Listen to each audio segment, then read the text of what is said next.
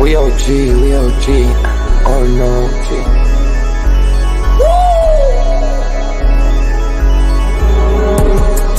You're not bullish enough.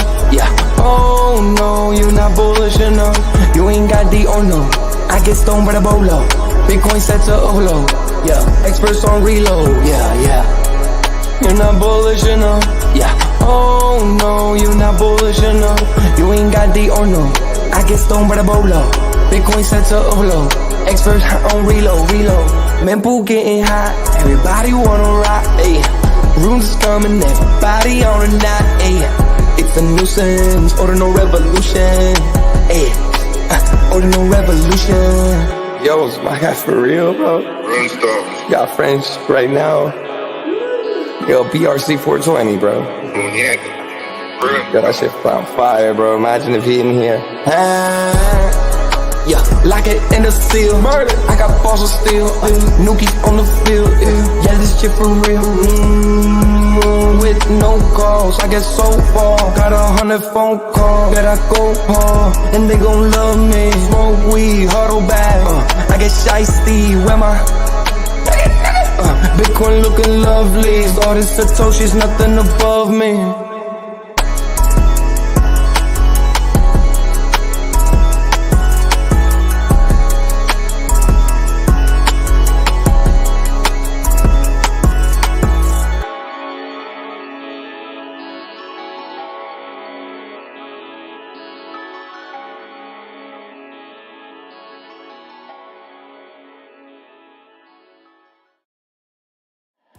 Bitcoin's alive, what you gon' do? Mempool fees are high. Ordinal. Where does it stop? Nobody knows. It's a revolution.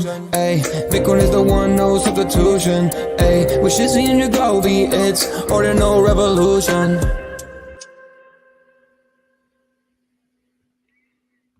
Welcome back to Ordinal Revolution. My name is Shizzy. On this channel, we cover the entire Bitcoin Ordinal ecosystem. What's up, guys? We have an amazing show for you guys today. We're 3 days away from Nashville. We're 3 days away from some huge announcements.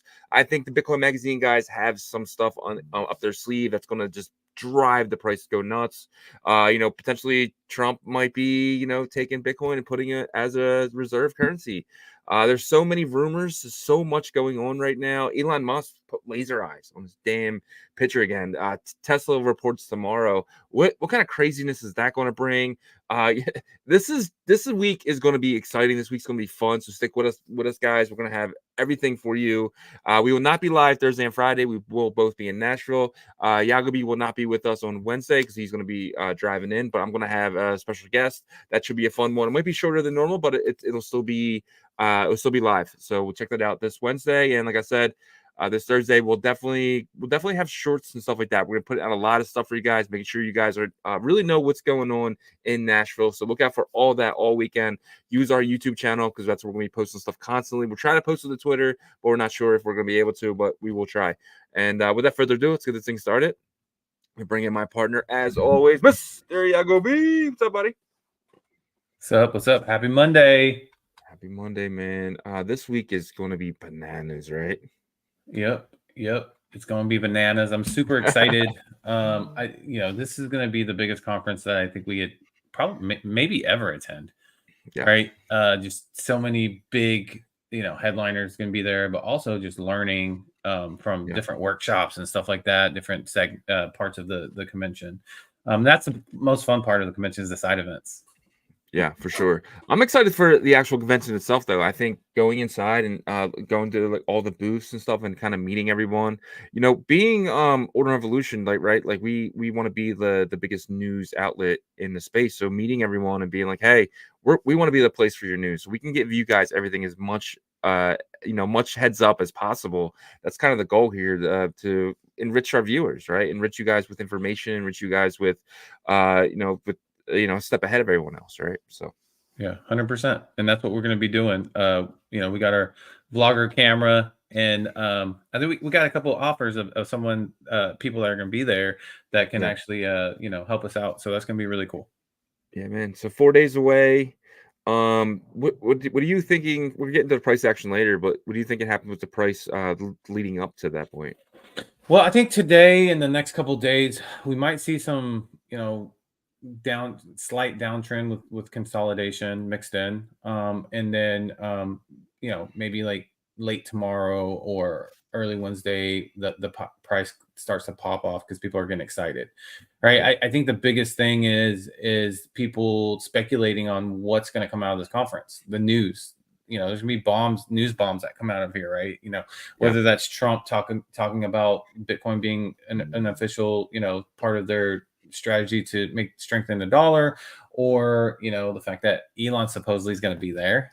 So Yeah. Opcat 2 is all, that's on the table. So there's a lot of stuff that people want to be ready, I think, before this news comes out. I agree. And like nothing is priced in.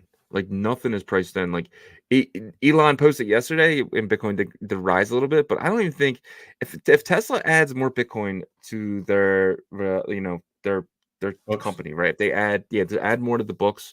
What does that do for the price? I mean, we saw what happened when he did it originally. Bitcoin went from, I want to say, 2021, Bitcoin went from like 30K to 48,000 in one shot. I mean, we're talking about a 40% pump. That we know that he has over, I think, $200 million worth of Bitcoin on his books right now. What if he adds another $1 billion to that? Yeah, the Tomorrow? difference is the people that have power even above Elon. Let's just Yeah, be frank, the BlackRocks and those institutions that are invested in Tesla, they are on the same page now. yeah, Last time that happened, they weren't. They were anti-Bitcoin, anti-crypto, and so this is where I believe this is the cycle where the bullishness from the the larger companies, the CEOs of these large companies continues on past the cycle consistently, right? So you'll see a lot more consistency with bullishness on Bitcoin from large figures in the space. And I mean, I don't know how much more bullish you can get on that, right? It's just like when everybody's on the same team now, it's kind of like, I mean, who else is left on that other side? When you have like Larry yeah, Fink, BlackRock, even some of the people we dislike that might have been doing a psyop on most of us, Jamie Dimon and stuff. Now we know that they're all on the side of Bitcoin as well, which some maxis might say that's not good. Well, at the end of the day, it's good for the price. yeah. And the reason Elon stopped people from buying Teslas and Bitcoin was because of Larry Fink. To your point, uh, Exactly.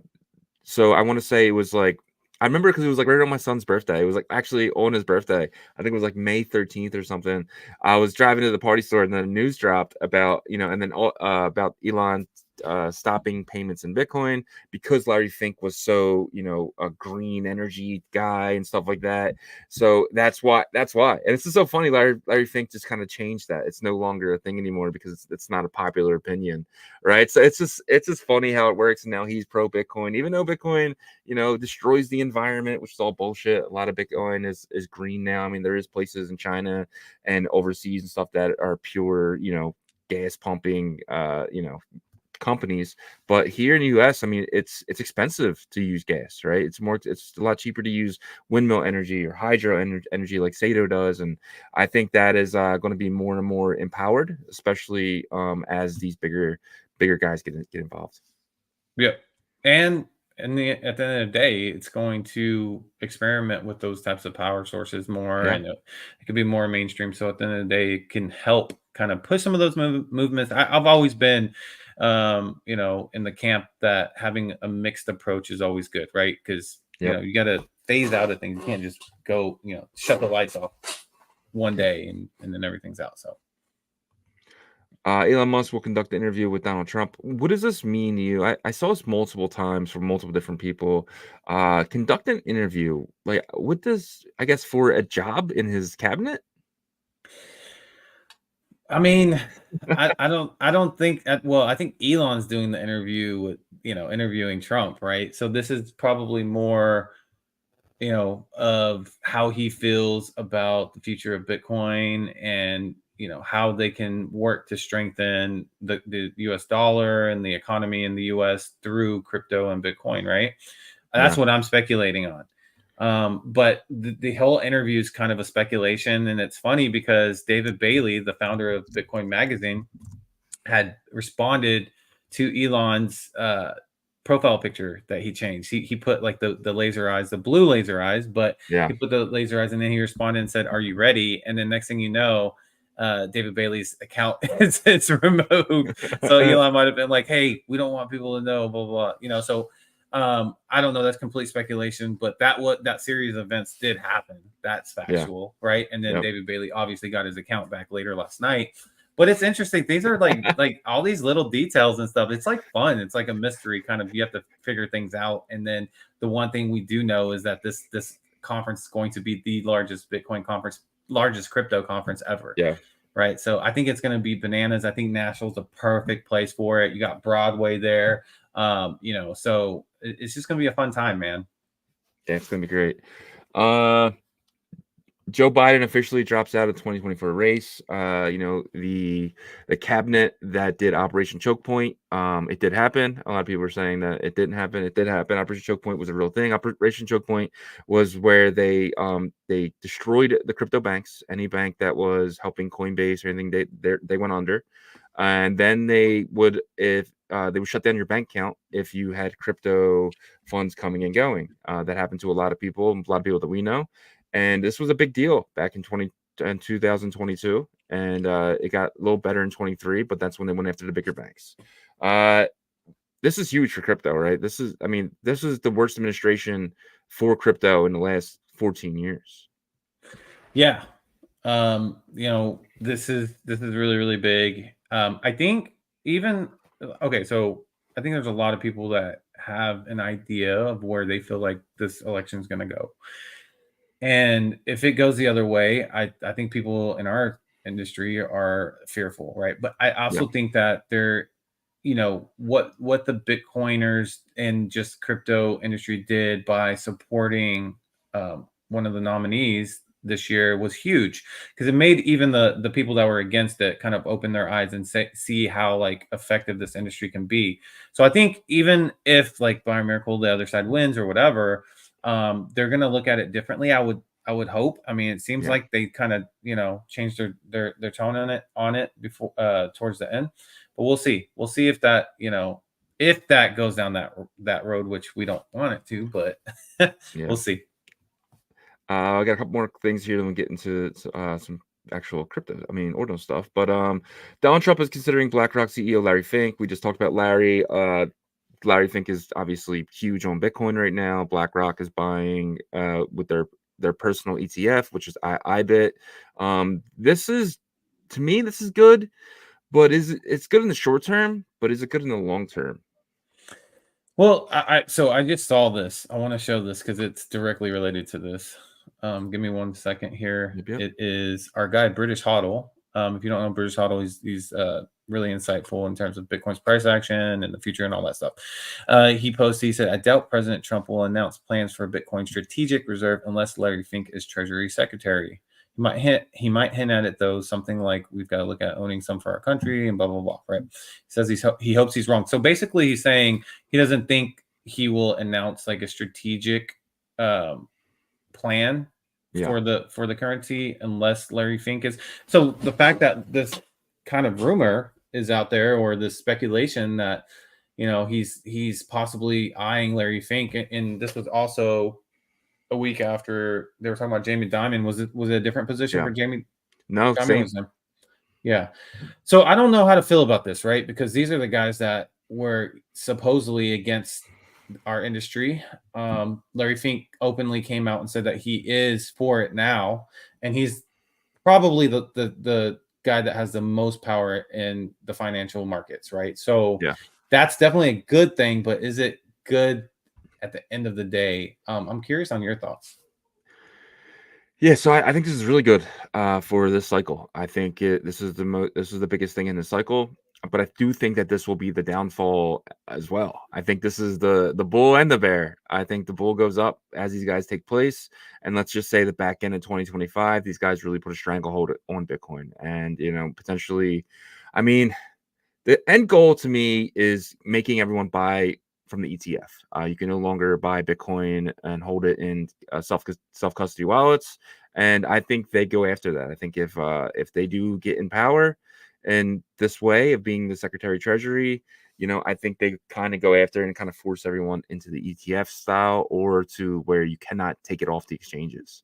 And I know that's coming from them. That's what they want more than anything, in my opinion. So, like I said, really good for the short term, maybe not so good for the back end of this administration, which is probably like 27, 28, which we're kind of expecting to be kind of crappy going into the next bull. Yeah, short term, definitely. I agree with you on that. So we're in like a possible monster cycle for Bitcoin, right? We have speculations anywhere between like 200,000 on the low end, all the way up to 750,000, right? So this could help propel that, so this is the cycle that I am shooting for to do my best, because I feel like it's like one of those that people were talking about. You'll get one more shot. You'll get one more shot, and this kind of feels like that, right? It's like it's that last shot for generational wealth, because once they get control, it's hard to win in that game. We will win, but I just think it's going to be a battle. Especially if these bankers take control of Bitcoin. And I think they will for a short period of time. But then I think the next administration, whether that's Vivek or someone else, that's gonna be a little bit more friendly to crypto. But I think Trump's gonna be friendly to a very extent of that, but we'll see. Yeah. And it's like any other industry that's up and coming and innovative. You start to form your corporate giants. The tech industry, or the internet/tech industry, was one, right? With you got your Google, you got your Facebook, Zuckerbergs, you got Elon Musk with Twitter now, but Jack Dorsey before. So like there will be those giants will come out of this. You know what I'm saying? Yeah. And they will kind of control the narratives, I think, of the next 10 to 20 years. We got breaking news. Like really, really big news. Liquidum token airdropped. Check your wallet, folks. Monsters. Did you check your wallet? No, not yet. I'll check it in a minute. I just seen this in the comments, and then I went to go check if it was true. And it is true. It is damn true. About 18 minutes ago, Liquidum posted airdrop stuff. So I'll be checking my wallet very soon. But absolutely insane. Let's go. I hope I got a lot, because I was definitely in the top 1,000 for sure. So we'll see. But I'll be checking it. Yeah, that's exciting, man. Yeah, man. For sure. All right, jump it back here. We're almost done here, and we'll get into the Bitcoin price action. We're going to just skip the last one there because we kind of already hit on it. But your guess, what is the Bitcoin fear and greed today? So yesterday was a 74. Last week was a 52. Where are we at today? And remember, it's 8 o'clock last night EST is when this number is created. Yeah. So I'm going to say 76. So a little higher than where we were yesterday? Yeah, just because I think it was messing around with like 68,000, like 68.5, but I can't remember exactly where it was at 8 o'clock, right? So yeah, ready for it? Yes. Here we go. 70. That's so weird. Yeah, so weird. 8 p.m. it goes backwards. We hit 70, or was it 68.5? Yeah. Yeah. So it's just. So we'll get a new number in about 8 hours, but I'm curious to see. That's probably going to be 68. I'd probably put money on it that it's in the 60s for tomorrow. So unless something big happens going into tonight, which is definitely I don't know what to think about that thing, but actually, so 74, I did guess that one right for Sunday. I was thinking, 74 would be. I was the only one I've gotten right the entire time. So, man. Definitely been a bit tough. All right. It's that time of the show now. We get into the Bitcoin price action, which, if you wouldn't mind showing us your charts, my friend. Yes. All right. Before we do this, guys, on the YouTube side, please smash that like for us and subscribe if you're not subscribed to the channel, of course. And then on the Twitter side, please share the space. That will be very helpful. Okay, let's jump into some price action on Bitcoin here. This is the hour chart, right? So as I mentioned yesterday, we were at 68,491, right? So that was looking really, really good. I felt like that over the weekend we were gonna have. I said it kind of towards the end of Friday. I said I'm really feeling good. I feel like we can break some price action, upward trend price action that we've had difficulty doing, and we did. But then we started to kind of reverse and which is natural, right? A correction here. And so you can see we did pull back down with a little bit of a pump back up early this morning, but it looks like it wants to sell off a little bit more here. So we are down in the oversold territory. We tried to bounce out, didn't work. We're still down here. You can see on the MACD that it still wants to sell down. So I'm thinking that the rest of today is kind of like a slow kind of downtrend / consolidation type of situation. We could get down to like the low 66,000 range and hang out around there for a little bit. So this is the hour chart, kind of where I can actually draw on trading view here. But yeah, just kind of that downtrend. And then I expect some consolidation once we get down to the low 66,000. I'm probably wrong, but that's what I'm seeing. So that's the rest of today. On the 4-hour chart, this kind of makes me think that we could continue that for the next couple days, because we are just now getting into the oversold territory. On the 4-hour chart, we did hang out up here for quite a bit, right? And that's what got us to that 68.5.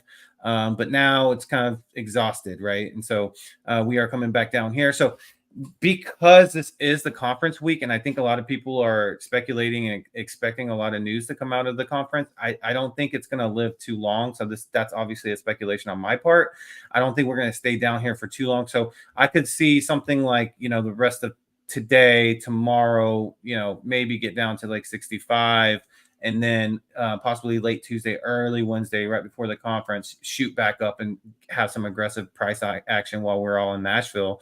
And so that's what I'm seeing on the next couple of days. The 12-hour chart is seeming like we are getting exhausted here a little bit on, the buy pressure is starting to kind of dwindle down. You can see the blue and orange line here on the 12-hour chart starting to get closer together in class. We also see on the stochastic RSI, looks like it wants to come down here.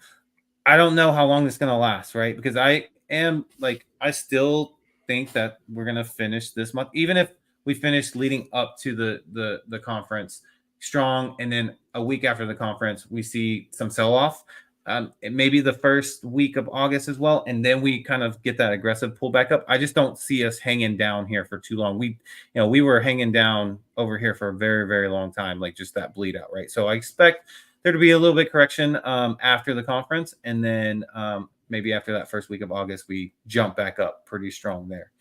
So that's what I'm seeing for the 3 different time frames there. But the rest of today, I do see a little bit of the sell-off happening, kind of low 66,000 range. Yeah, man.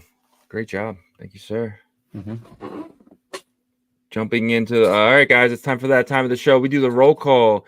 Let's see who's here. Let's get it. And YouTube hasn't been deleting any comments lately, so that's pretty cool. But we have our boy Danny Boy is number 1. Shout out to Danny. He's one of our mods. We appreciate you so much. You win today, my friend. You win the Monday. Great job by you. And then we have Reziak in the building in number 2 spot. Bitrens all the way from Australia in that number 3 spot. And then our guy Yasher, always in the 4th spot. It seems like he's a cleanup hitter. Shout out to Yasher. Say hello, guys. And he says, God bless all. And then we got Mike's World in the building. Shout out to Mike's World. He's LF Go, out of town, but still checking in. Shout out to you, Mike.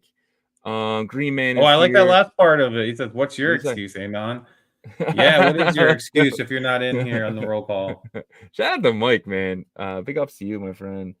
Green Man, Crypto Noob, Pilco is here. He's a GM from Australia. I hope everyone enjoyed the green candles. Yes, it was a very nice green candles over the weekend. PJ and Z is here. Shout out to you, my friend. Mr. Henke, the Christmas Poo. He says, Billy Cat, let's effing go. And he says, can you guys have RSM on the show? Yeah, we reached out to Mikkel. He said maybe in September, so we'll see. I Walk Alone is here. He said, share, like, subscribe, join the channel, get the member alpha. Let's go. Let's effing go. Get the 30K subs. Thank you so much. I Walk Alone. Bro is here. Says, cannot wait. Thank you so much. Glass Hoppers in the building. Lackey Lukey is here. Mr. Sheedy will meet you in Nashville. Can't wait for that, man. Ordinal Tweets is here. No. Shout out to you. He says, I love the dedication, consistency from the OR team and community. Let's effing go. Shout out to you. E-Buck is in the building. Shout out to E-Buck, man.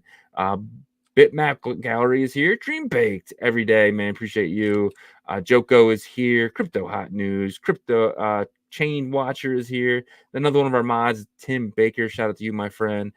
Chief Axel is here. Mats is here. And we got a new Braggy is here. GM Shizzy. Hit me back on Discord, bro. Yeah, I'm sorry. I don't really check Discord too often. I'll definitely check it, though.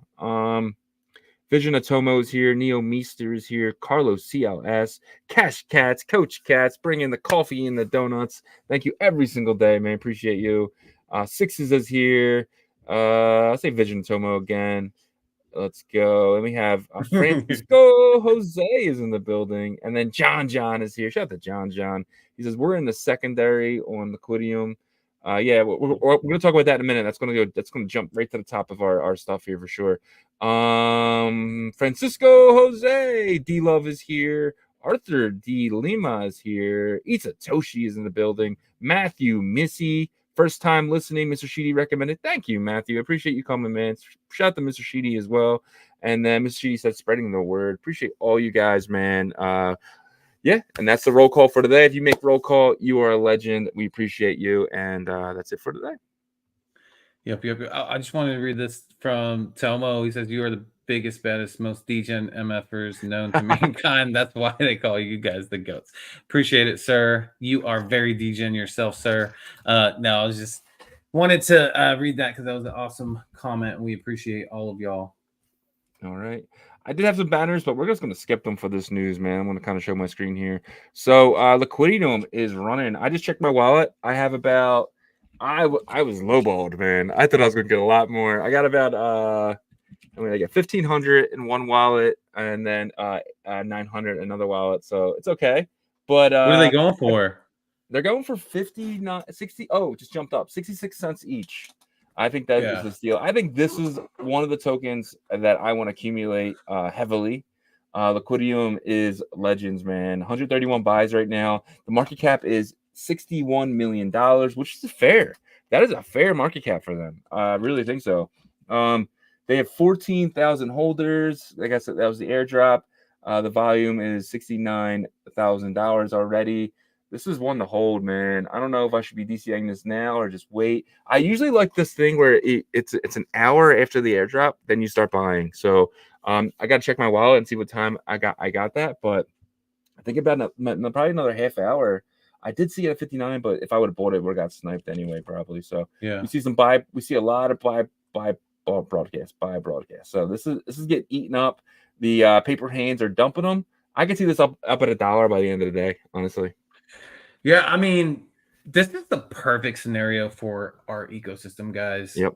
You got to think about this. The utility runes are here, right? Yeah. And I mean, there's utility BRC20s too, but with runes specifically, there has been this kind of like disrespect in a sense the past, I would say, couple months, which is it warranted?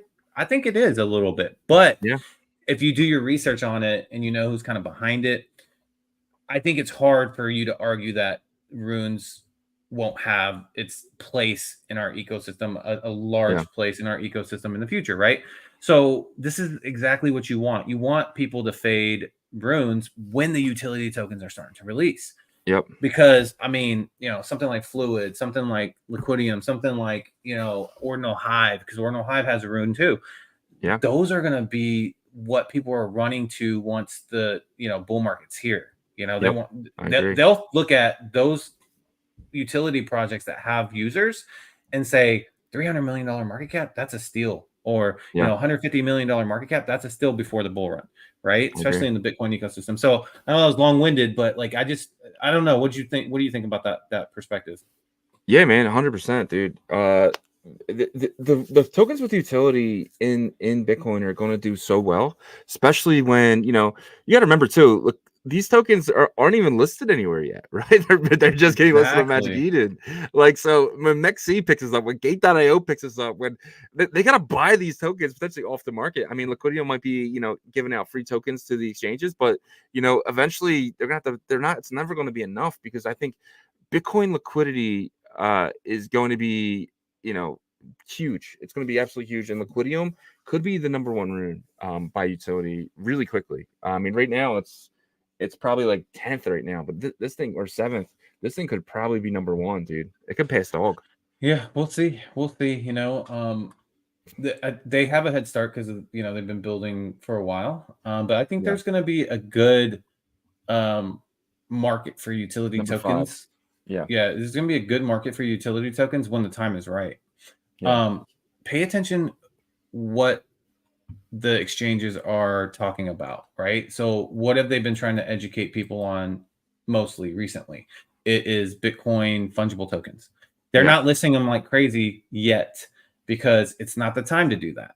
But once it's the time to start listing, believe me, they're going to be looking to this ecosystem to start listing which ones they feel like is going to be solid. And, there's multiple tier 1 exchanges. So that could be really, really bullish for our space. Don't pay attention to what the entire, the influencers in our crypto space right now, like overall as like an industry, because they're not focused on this because they want the flash in the pan right now.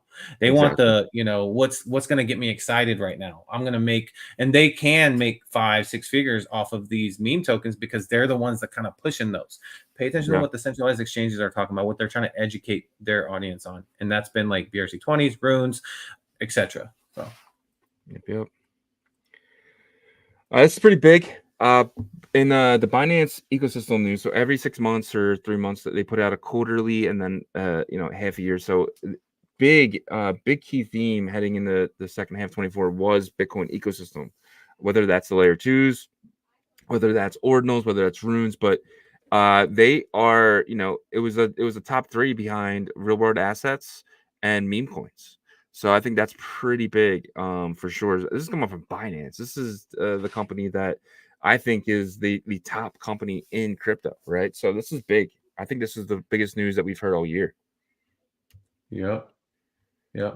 And Gemini just switched their PFP to laser eyes as well. So everybody's jumping on that laser eye train right now. Yeah. I remember the original thing was laser eyes to 100K. So we'll save that was the original reason for laser eyes. But I'm seeing that they're blue. Is there a reason Doesn't that matter. they're blue? Okay. No, some had blue, some had red. It was Orange. just, some had orange as well, yeah. So moving along here. Our guy Raul, man, he from Fluid Tokens. He got bored over the weekend, so he bridged a bunch of runes to Cardano. He posted that from his personal account. So that's one reason why we love Raul on the show, man. He's that guy. He got bored, so he bridged some runes to Cardano. It was pups he bridged over. This is huge because you can tell that he's just testing, right? What is he testing for? He's testing to get his token to Bitcoin. So he's making a bridge and he's using these tokens, the pups token as the bridge token right now, which is huge, man. Fluid's definitely something you're watching, 100%. Yeah, they were a little bit later to the game in terms of these other utility projects, but they caught up very quickly because they have the experience, right? The UTXO chain experience. And I'm telling you guys, like once the opcodes get added, they're gonna be able to just burn through all that stuff, right? Because they've worked on a chain that has that type of computational functionality on Cardano, right? So just keep your eye out on them. I can't wait to link up with Raul in Nashville as well. Yeah, it's gonna be awesome. I can't wait. Jumping on to the next thing here. The Tap Zero team at Tap Wild and Explorer say marketplace is hours away. So they got to remember too. So Benny and the team are putting together a wallet and a marketplace. These guys are doing it as well, and these guys are amazing because the Unitap team, they put out a wallet, but they're not indexed anything. These guys have already indexed everything. And the reason why the marketplace wasn't out yesterday was because of the Tap indexer had an issue or a bug or something. It got fixed by the Tap team, and now they're able to potentially put this out today. This is huge. Tap's going to have multiple marketplaces, multiple wallets for the first time. Infrastructure is here for Tap. Yeah. And that's why we are excited about Tap. Some people, that are OGs in the city, why you guys talk about Tap so much? First of all, I don't think we talk about it so much, but I think it's warranted because like I always point out, 2 wallets so far, right? And now a third one that's coming. and then dedicated marketplaces. So we know of 2 that is going to be released probably here in the next, I would imagine, 2 to 3 weeks. One today, possibly, which I'm super excited to have just tap focused marketplace released. Shout out to the Ordinals wallet guys. They did a great job, but 100%. it needs to be dedicated to tap tokens. And we'll see that hopefully later today. Yeah, man. All right, jump to the next thing here. This is pretty big. Go see that cash. Burn alert. We burned a massive 1,500,010 thousand Ghosty tokens sent directly to Satoshi's wallet. So these tokens were said to be the tokens that were bot minute. In the beginning, they got botted, and then this team that botted them, they made like hundreds of thousands of dollars of just selling the tokens every day. So when they got moved to Tap, they decided to keep the tokens from that team or that group of people, a group of bots or something. They said it was all connected. So yeah, it was voted on, I think, right? It was voted on by the Ghosty holders. So yeah, and that brings the total supply from 33,333,333 to 31,823,333. So they've trimmed off, 1.5 million in supply, and I'm curious as how they could do more burning in the future. Right, that'd be interesting. Yeah, man. Jump to the next thing now. The Runes protocol surged in activity over the past 24 hours, which is weird because the mempool is down. But this is a tweet from Ord.io, and they said 71% of all Bitcoin transactions, despite the various influences of clearing runes, are as a failure. So 71% of all transactions in Bitcoin. We're talking about peer-to-peer. We're talking about BRC20s. Talking about Tap. We're talking about images. 71% is runes. It's pretty crazy. Yeah. I mean, what other fungible token is it going to be, right? BRC20s aren't getting really minted out. That excitement that's happening over there is all secondary or centralized exchange excitement. And so no shock here. This has been kind of the situation, right? I think it's funny because I'm going to try to give an honest breakdown real quick of how I feel about the people behind runes, what it is, and where I think it is. I'm not going to take long, but so I feel like, Casey was kind of like, I don't want BRC20s. So it's on top of ordinals. It's causing all this spam, blah, blah, blah. I'm going to create my own thing. Also, I want the attention. That's how I feel like with him. Okay. Yeah. But he's talented, very, very extremely talented Bitcoin developer. Does this. Leonidas, Trevor, all these people, heck yeah, this is our chance to really get in early, do well with something, right? Because they all faded BRC20s and they weren't really talking about it, right? Even though it did very well. Now, with this kind of coming into place, a lot of people that were excited about the hype and stuff were just like, it's not that much different, right? This is a kind of very similar situation, and it hasn't performed up to what people's expectations have been, right? But the thing I don't like is like whenever Casey came on a show and saying, there's these horrible garbage ideas like DMT and atomicals and stuff that's being atomicals isn't built on ordinals, but someone had said that, right? In that interview. But anyways, I just thought it was like really like I didn't like that. But the future I do see of runes, because he did create it and the marketing behind it, it's going to have a very strong place in the Bitcoin ecosystem for sure. So that's kind of how I feel about that. And because BRC20s kind of got pushed out because of the hype of runes, I feel like that's why this 71.3% of transactions is from the runes ecosystem, right? So, and I think it will remain that way, because I don't think we're going to see like a boom of BRC20 mints like we did before. It's going to happen either on Fractal. They're going to figure out a way to mint on layer 1, but do it from there. Or, maybe it does come back a little bit, but if it does, then we'll see a little bit of more competition. But I mean, I see runes kind of taking up that percentage of transactions still in the future. Yeah, I think runes gets to 80-90 every day in the future. I think that it's just the new shiny thing. Everyone chases the new shiny thing. That's something that I do personally. I'm not a guy who goes after old stuff. I want stuff that has has that it factor that right now is the time to be buying this stuff. That's when I stuff the old stuff like sats and rats and stuff. I made money on that. I'm on to the next thing, and I think runes is that area. Well, until when tap does comes. runes become the old thing? So, because it's been out for about 3 months now. It's a baby though. You know what I mean? 3 months. Okay, so if you talk about when BRC's 20s came out from, let's say, late March, so you talk about 3 months from then, you're talking about June. So that was kind of like the end of that first run up of BRC 20s, and then we had a lull until the end of the summer, early. Well, I would say mid fall. So right, the shiny new thing only comes when something is better. Runes is a better protocol than BRC 20s, right? Because of the whatever that's called, the transfer inscription. So the BRC 20s didn't have that. It would be a different story, but you can't really build on that. We talked to Raul about it. He said we can't do that because of transfer inscription. A lot of other protocols as well have tried to build things for BRC 20s. These can't do it for transfer inscription. So runes is a better protocol with the transfer inscription. Until TAP can figure out a way to get rid of the transfer inscription, they're gonna have the same issue as BRC 20s, in my opinion. But I think stuff gets innovated. I think BRC 2.0 and stuff like that stuff can come around. But then that could be the shiny new thing, right? Gotcha. So, but as of right now, the better protocol wins. But until somebody can beat that with not just just volume. I mean, the volume alone shows that it's no, but I don't agree that I don't agree that that's what the main driving force of Rune's volume is, because it's a better protocol. I think it's because Casey made it, and I think the majority of the Ordfluencers pushed it. If you look at Atomicals, you could say Atomicals is a better fungible standard than BRC 20 right out the gate. It is. But it didn't work. That's what I'm saying. So that didn't push it over. You get what I'm saying? It was a shiny new thing for a little bit, remember?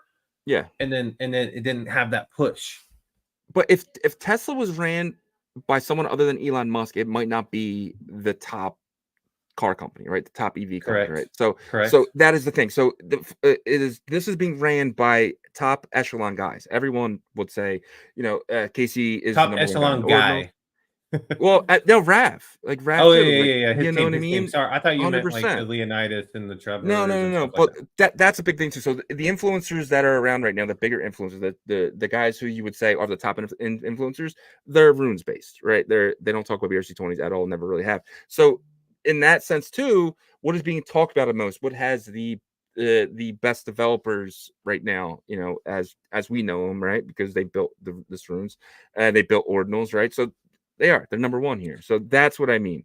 So it's not always about the protocol. It's about who is running the protocol and who is talking about that. So me and you agree 100% on that, because especially with I have that marketing background. So that is 100% why I think runes kind of took over the volume. But I'll say this, that energy and stuff that you just talked about of why runes is successful, the East has that for BRC 20. Even though the protocol and stuff isn't like from a technical standard, if you did them one by one, I agree with you. Same thing with ARC 20. It's a better fungible token standard. But the marketing push and the power behind runes is why it's at the top. So from a technical standpoint, BRC 20 and TAP isn't, but their marketing is strong in the East for BRC 20, very strong. I would say challenging to runes. And the TAP marketing has gotten way stronger. But it's still below both, right? So that's kind of how I see it in terms of the battle right now. My counter argument with that is the East seems to be momentum driven. When there's no momentum, they don't go, right? They move together. They move together like I agree with that, right? So when they're not all buying something at one time, they're not buying it at all. I think until the momentum comes back, you hit that right on the head. Yep. But once they are, though, they're like a tsunami that cannot be stopped. And that's when my view will change, right? So that's when my view will change. And there will always be something new. You can say, oh, why are you getting in sats and Ordi now? It's like, yeah, but there's always going to be another token. Like after Ordi, there was sats. After sats, there was rats. After rats, there was something else until they all kind of just dwindled away. Whether it's pizza. Exactly. Pizza could be something. The new thing, yeah. You know what I mean? It's all about that shiny new thing. It's all about those guys are momentum driven. We're not momentum driven. We that's why we're 71%. It's a bear market and we're buying, right? So yeah, I mean, it's definitely the most dominating, but I wouldn't say like the numbers are great, right? But it's not supposed to be right now. You know what I'm saying? Yeah. I'm talking the total volume of purchasing. That's what I mean. But it will be, I think, maybe we'll see. We're seriously, I mean, we're probably top 3 chain though in value. That's the thing about our ecosystem is like even during the dead periods, it's still somewhat exciting versus like Solana is like pump and dump. Okay, either you're like lotto ticket, right? So Yep. Yeah, man. I want to give a quick update on Liquidum because it is dropping to my price range here. We're sitting at around 50 cents now. If this gets to 40 cents, I'm probably going to go pretty heavy, not going to lie. So this is something that I'm looking at right now. We're sitting at a $51 million market cap. This is Chap. This is Chap in the words of Yagobi. Chap. This is cheap, guys. Chap. Into comparison. So the airdroppers are dumping. They're taking their free money, and eventually the big boys are going to come in and start sweeping this token up. I truly believe that this being at a $50 million market cap is cheap. Yeah. I mean, I don't think anybody can deny that. All right, jump to the next thing here. Merlin. So today's Merlin Monday. We're gonna have the Merlin guys on the show in a little bit, but they had some big news over the weekend. Partners with Inception for BTC restaking. Also partners with BlackRock for Uni BTC. So restaking Bitcoin is going to be huge here. And what restaking is when you stake it, you get a receipt token. That receipt token is saying, hey, this is redeemable 1-to-1 with regular Bitcoin. But then you can usually go stake that receipt. worth a little bit less, though, isn't it? Barely. But it's backed 1-to-1 with a Bitcoin. Yeah. So you can always just trade it back. So it is always worth a little less. But at the same time, if you can get that cheap, you can get your Bitcoin out. So it really depends on the market. So a lot of times, too, you'll see a lot of people buying it and selling it. A lot of arbitrage traders try and get that arbitrage. So, but so that what keeps the price really close. But yeah, so you take that receipt token, and then you can stake that and earn on top of that, right? And you get another receipt token, and you can. So it becomes a house of cards to see if something falls, but then it all goes back down to Bitcoin. But this restaking on Ethereum is the biggest. That's why you see companies like Lido and stuff like that as one of the top protocols in Ethereum. And you're going to see a lot of this stuff happening, especially on the EVM based chains where that stuff's already created and all they have to do is fork it. And with Bitcoin being, the native currency over there, the fee token, this is huge. It's huge for Merlin, huge for Bitcoin in general, in my opinion. Yeah, it is. I mean, it's been proven that this mechanism works with the Ethereum side. So I'm just getting more and more bullish because, like, if you go to Merlin and you go to some of these sites, there's like 5 different versions of Bitcoin over there, right? Yeah. With like credible teams, right? So imagine the TVL on Merlin's chain once Bitcoin's at like 250K. Yeah. The staking, the restaking, the LPs are going to be out of this world. Yep. Which, obviously you're going to have impermanent loss gain, however you want to look at it, because you're going to have to probably lose some of the value in Bitcoin to buy up the other token to bring it up. But still, at that point, you're making money regardless, because it's coming up, right?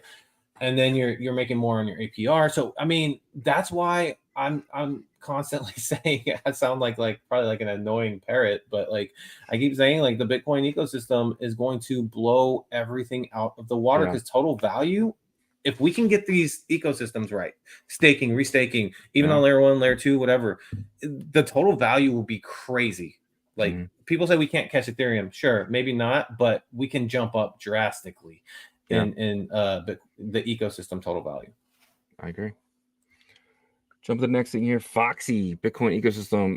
It's a tweet from them. They said, we are thrilled to invite you to test our new metaverse game, Bitverse, and earn points for the upcoming Foxy token airdrop. So something here, man, is absolutely insane. Airdrop after airdrop, launch after launch. This is pretty crazy. Foxy, Bitcoin ecosystem. We're thrilled to invite you guys. So if you guys haven't yet, go fill out go to their Twitter, fill out that paper, get involved with this. You can just play a game and you can earn money, earn airdrop points. So this is pretty big. Shout out to Foxy, man. They're killing it.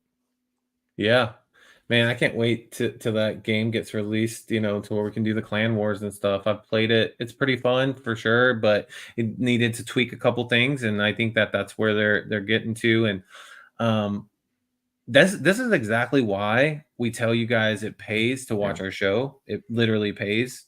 because you'll get airdrops, you'll get news on airdrops, point systems that will lead to airdrops, passes, etc., that you can sell on secondary. I mean, imagine how many people in our community and audience like benefited from like the runestone airdrops and the pizza airdrops. You know what I mean? So this is going to continue until Bitcoin's ecosystem gets normalized. Right now, there's still people that are fading it. And so once it gets normalized and the masses comes, obviously these airdrops and stuff, you would have missed them, but it will pay off for the people that were paying attention when people were fading. It pays to be early. It pays to have your head out there paying attention, right? It pays to pay attention at the end of the day. 100%. So you're paying something. You're paying attention for these airdrops. So coming to our last topic before we get into some Q&A before the Merlin Monday started. Runes Terminal. Net worth. So we talked about net worth a few times. Net worth is that project that's going to let you buy and sell using Twitter. You're going to, let's just say you have a frog and you want to post it on your Twitter account so everyone can see it. It pushes it out there. Then everyone can go and see that your frog is for sale. They can buy it right through Twitter. There's obviously a secondary marketplace you have to deal with, whether that's Magic Eden or wherever they let you post it from. But then you're going to be able to go and just start buying things on Twitter. Oh, wow, I really wanted the frog with that shirt, or I wanted the frog with this, I wanted that. And you can go and you can buy that stuff. And you can keep pushing your frog out there until someone buys it, right? So this is pretty big. This is huge. But anyway, Net Worth is another project launching on RunesPad. Net Worth is a protocol improving Bitcoin user experience using super tweets. Super tweets is what I'm talking about. That is how you will be able to list your runes and your ordinals. So it's pretty big. I'm super excited about this. It's going to be interesting to see what crypto Twitter is going to be like, right?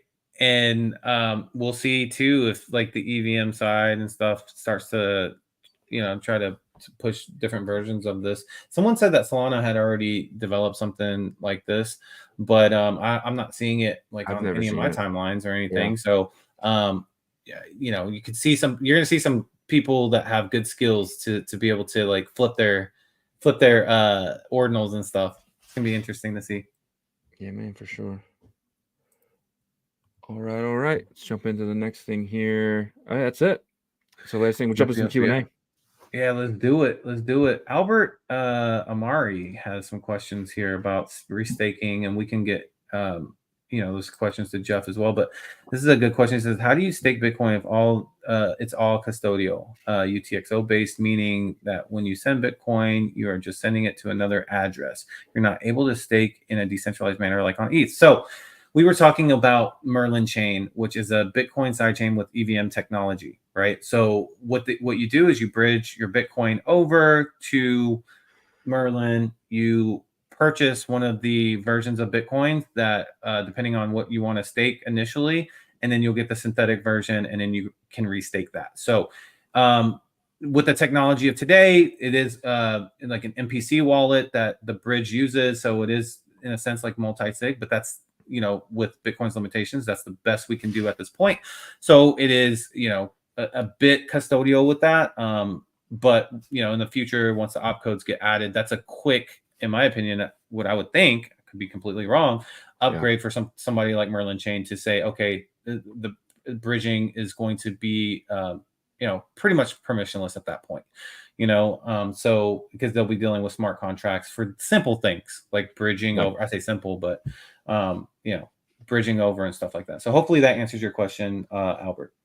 I'm gonna give real quick too, just so when you bridge your Bitcoin to Merlin, you're sending it to the MPC wallet. You're getting a receipt saying you hold that amount of Bitcoin in that MPC wallet. So you take that receipt, and now you can go to something like Salve, for instance, and then you can swap it 1-to-1 your receipt, your wrapped Bitcoin, right into Salve Bitcoin, right? And now you have Salve Bitcoin, which allows you to do things with that as well. So you're wrapping it twice, and that is restaking. You're basically giving your receipt to get another receipt, and that's just kind of how it works. But that's how you earn the highest amount of yield, right? So if you feel safe using something like Salve and using Merlin, then it's fine to earn that yield on that. But just know nothing is free. That yield, you're paying that yield in risk. So risk is what you're paying to get those 25%, 20% APYs. Yeah. So, I mean, if you notice, like, it seems like these guys know what they're, because I think he came in with his X account as well. But I think, you're experienced enough to know that, like, with the staking on Ethereum, the solid projects tend to have not anything super crazy, right? Yeah. if you're gonna earn like anything close to 100% with staking Bitcoin, that's a pretty big red flag, right? Yeah. Right. That's typically only for those new tokens that 99% go to zero. So, anyways, so that is hopefully that answers your question with that. All right, let's see. JBTC asks, what's the max supply for Liquidum token? And it's 100 million tokens. It's 100 million. There's 23,000 holders now. Wow, that shot up a lot. I guess the airdrop's still happening. Market cap right now is 47 million, so it's about 47 cents. So that's one easy way to tell with the prices. Just go by the market cap. 47 million is 47 cents. Yep. All right. Sixes comes in and says, do we agree for now that RSIC did runes harm? Interesting. I don't know. That's tough. Did it cause harm? No, I don't think it caused harm. It caused excitement in the beginning. Especially. Well, I think that's his point. Is that like it was like a psyop? Yeah. Any publicity is good publicity. If Runes wasn't as hyped up as it was, I don't think it's going to get as big as it's going to get. I think Runes gets massive, but I think that hype and that dumping, I think everything needs a period of that. And we're seeing that in Merlin. We're seeing that in a lot of things. Everything needs that hype cycle and that dead cycle to really begin its journey. And I think if anything, it was kind of a good thing. Yeah. I think it has caused the ecosystem some harm just because it was, let's be honest, from the jump, it was a top 3 token. I would say top 2, Dog and then RSIC. They were like, people were either really hype on Dog or really hype on Runes Coin, right? They also got an OKX listing though. So it's very weird because I feel like they did some things right, but because of the market stability and conditions that we were in, they didn't get to benefit as much from getting listed on OKX, right? Yeah. And then it was almost kind of like, okay, we did our part, we got listed on OKX, and that's it. Wash my hands. But I'm not saying that's what their thought process was, but from the optics, it kind of seems like that. Now they seem to be kind of trying to communicate a little bit more. They still have time for redemption, in my opinion, but that window is closing, right? Obviously, because trust is not it. A lot of times it is automatically given in our space, but then there's a very short window of when you can lose it, right? 100%. And you typically don't get it back here. Don't. So. Oh, he had another question. Oh no, it's not Mega Chad. I love that name, Mega Chad. He said, heard that RSIC has a partnership with Meme Land. So that already happened. In the beginning when the RSIC airdrop happened, they were giving away, I think it was like 21,000 coins to anyone who was using Meme Land. Whether that partnership continues, I don't know. But as of right now, I think that's over. Yeah. Yeah, it's definitely not like a headliner thing anymore like it was. I just felt like it wasn't that effective. Yasher says, prepare your bags, dudes. Everyone is launching their projects. Yeah, so get ready for that, by the way. Yeah. Everybody was saying August, and we're 10 days away from August 1st. And I think you're gonna start seeing some things just one by one pop off in our ecosystem. So should be really exciting. I'm excited, man. I'm excited. I just hope that I bring enough Bitcoin with me just in case anything I need to buy happens, right? That's gonna be something that sucks. Is like I plan on not taking almost anything with me except maybe like a few $1,000s in Bitcoin. So I don't know. I hope everything can be okay till I get back. Yeah. All right. The Striper Show says, how do you buy fractal Bitcoin? So you can't buy it right now because it's not, well, I'm sure that they're doing a raise for it because it is going to be the main token for that environment, layer 2, however you want to call it.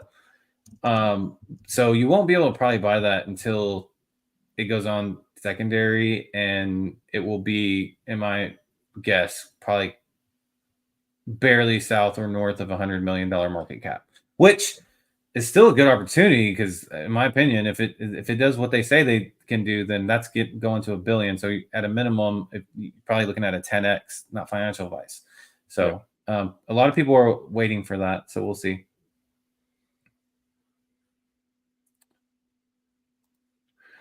Yasher says, what do you guys think about the XBot from Alex Labs? I'm not sure what the XBot is. Do you know what that is? Is it a Telegram bot? No. From Alex Labs? No, this is news to me. Yeah, I'll look into it though. Yeah, sure. We'll talk about it potentially tomorrow. Yeah. All right, let's see what else we got in here before the guys from the Merlin ecosystem join up. And just to remind you guys, we will have Genie, we will have Ordzar, Nikki from Ordzar on, Jeff and Mr. J from Unicross. So we're just waiting for those guys to jump in, and we'll get started. One more question here. Let's knock this out. When are you guys going to have the Moto Chads on? Probably never again. What they did that one lawyer when they went in and they jacked his tokens. I don't think we can support that. Yeah. We'll see. That's tough. That's a tough situation, you know. But hey, I'm sure that they're going to be on, you know, at Nashville. So I wonder what kind of reception they get from there. So we'll see. All right, who else? Let's see. I think that might be it for now until we get these guys up. But it looks like we have Genie in the waiting room right now. Should we pull them up, you think, get started? All right. Yeah, let's just get it started here, guys. All right. So we're going to bring Genie up to kind of kick off Merlin Mondays, and then we'll get some of the other guys up once they jump in. But let's bring them up. Welcome back to Ordinal Revolution. Hey, yeah, good evening, guys. Again, thank you for inviting Genies once again into the Ordinal Revolutions. I was joining from the beginning, and it's great to see you guys like update everything about the runes protocol and how you guys like comparing the runes protocol with the PRCs and like and we flash back with some several events in the past, and then we're all waiting for what's coming next for the runes protocol and pretty much thing in the Bitcoin ecosystem. Yeah, people like are right now people are waiting for a lot of new launching in BTC ecosystem. We are not just stopping at the runes and a lot of projects publish the runes, but we're also waiting for like the BTC ecosystem gonna explode on the DeFi side. Yes, for example. So what we would love to tell you guys today is that we already teaming up with Orza, Senzar, and you guys Senzar. just come up to our Twitter, and you guys can see we have published like several campaigns to give away some whitelist board to everyone who just subscribe to our YouTube channel and just send your pro below and your Bitcoin wallet. We write your name into the whitelist and be there on the mint day. Okay, so I was to make I want to share a little bit of my opinion about the 4 largest inscription ever. Like it's nearly like 4 megabyte, right? And I really appreciate the artwork. Like it contains of every memes, every runes, every protocol, every like ordinals and everything we have been like been to since like 2022, and especially its words like inspire on the legacy side, which remind me of our like the best developer in the Bitcoin ecosystem, which help us to earn a lot of money, right? So let's get your hand onto this whitelist because you don't wanna like miss this mint, and also we wanna bring like some update for Genie. Like this week we gonna launch our Telegram bot officially, expecting on by the end of the Friday. Yeah, you guys can like get your hand into the app, start earning coin, and you will get airdrop by you will get like which token. At the same time, we are going to publish like several partnerships, like we exchange the traffic from all the like Telegram app bot. Our target is to bring as much as user as possible into the like our Telegram app, and they can get started to use like Merlin change or maybe Dex on the Merlin, and bring like overall a lot of users from the on the network into Merlin. Yeah, yeah, that's Awesome. something you guys need to know. Awesome. And and also we have like a happy news for you guys that and because we are launching like the new Telegram board, so we are happy to publish like a big campaign to let everyone like voting uh, for the Olympic Games Paris. You guys know that this week is like the preparation for the Olympic Games. You guys can come into the Genie like Telegram channel. It's totally free. You can like simply click on the button to vote for like several pools, like how many medals Japan or Spain or USA will wins, something like that. It's like a demo. In the future we're gonna update that function into our board, which means you can like voting, betting, or predict many events in the crypto world or worldwide news. And of course, in the future, we may find a lot of way to like integrate more Bitcoin ecosystem news into that predictions. Like you guys know, just today, OKX already launched their bot, which is the BTC price prediction. You guys have tried that? Not No. yet. I will try to send my link Yeah, into. please. But I think it's a little bit great to try out like this kind of Telegram port. It's very convenient and addictive, but it's a good way, a lot of good way for us to like play around the this ecosystem. Yeah. Okay. Yeah. I think that's my share for Piccini. Awesome. That's awesome, man. You Yeah. guys are killing it, bro. Prediction markets now. Wow, man. You guys With are Telegram. yeah, it's pretty wild. Yeah. So that's awesome that you guys are releasing the Telegram widget or tool there. How can we use it? Like what kind of tool is it for Telegram? What will you said you can earn wish tokens, but like how would I do that? Actually, I mean for the predictions, we haven't published it yet on the in the Telegram bot.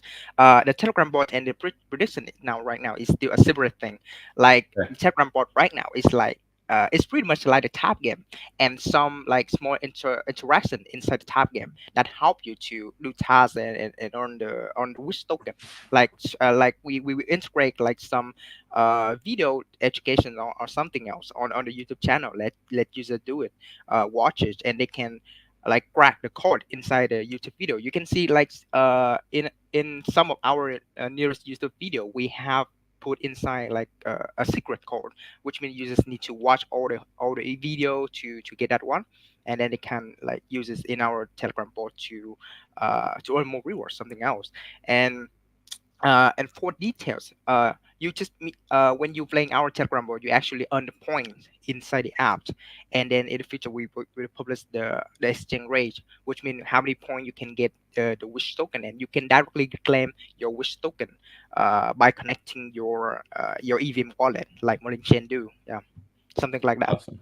Yeah, Awesome. and in the future, we're gonna integrate like the prediction feature into the Telegram bot. Right now, we still use like an external app. We're using the votes right now. You can see like the simple interaction inside the Telegram right now. Yeah. Gotcha. That's awesome. For the audience that doesn't know what BitGenie is a decentralized exchange on Merlin chain. So you can swap there, you can stake. They have really cool options because you can create liquidity pools, you can farm or stake, right? So different options there.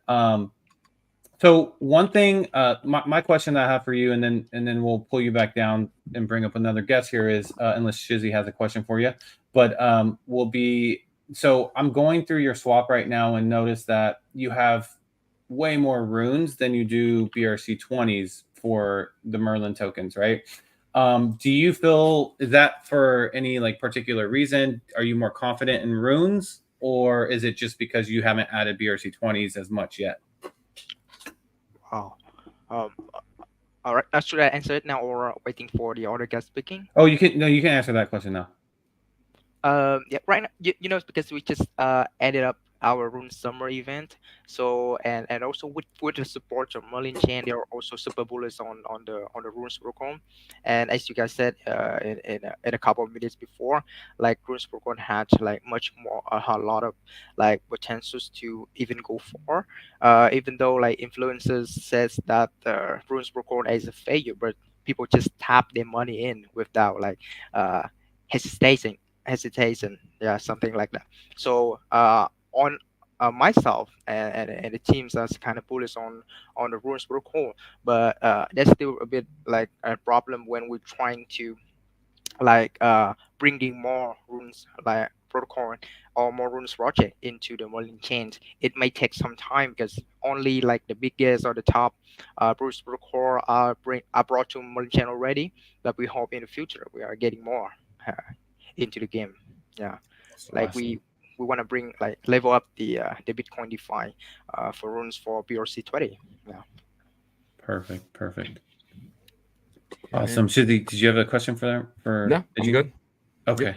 Awesome. So, Genie, we're gonna pull you down, and then we'll pull you back up at the end because there's a couple questions in the chat for you. So just hang tight with us, okay? Cool. Okay. Awesome. Thank you. All right. Let's go ahead and bring Jeff up so we can do a quick kind of update on the chain, and then we'll get Nakeeb after that, and then Mr. J. All right. Oops, sorry. Go ahead.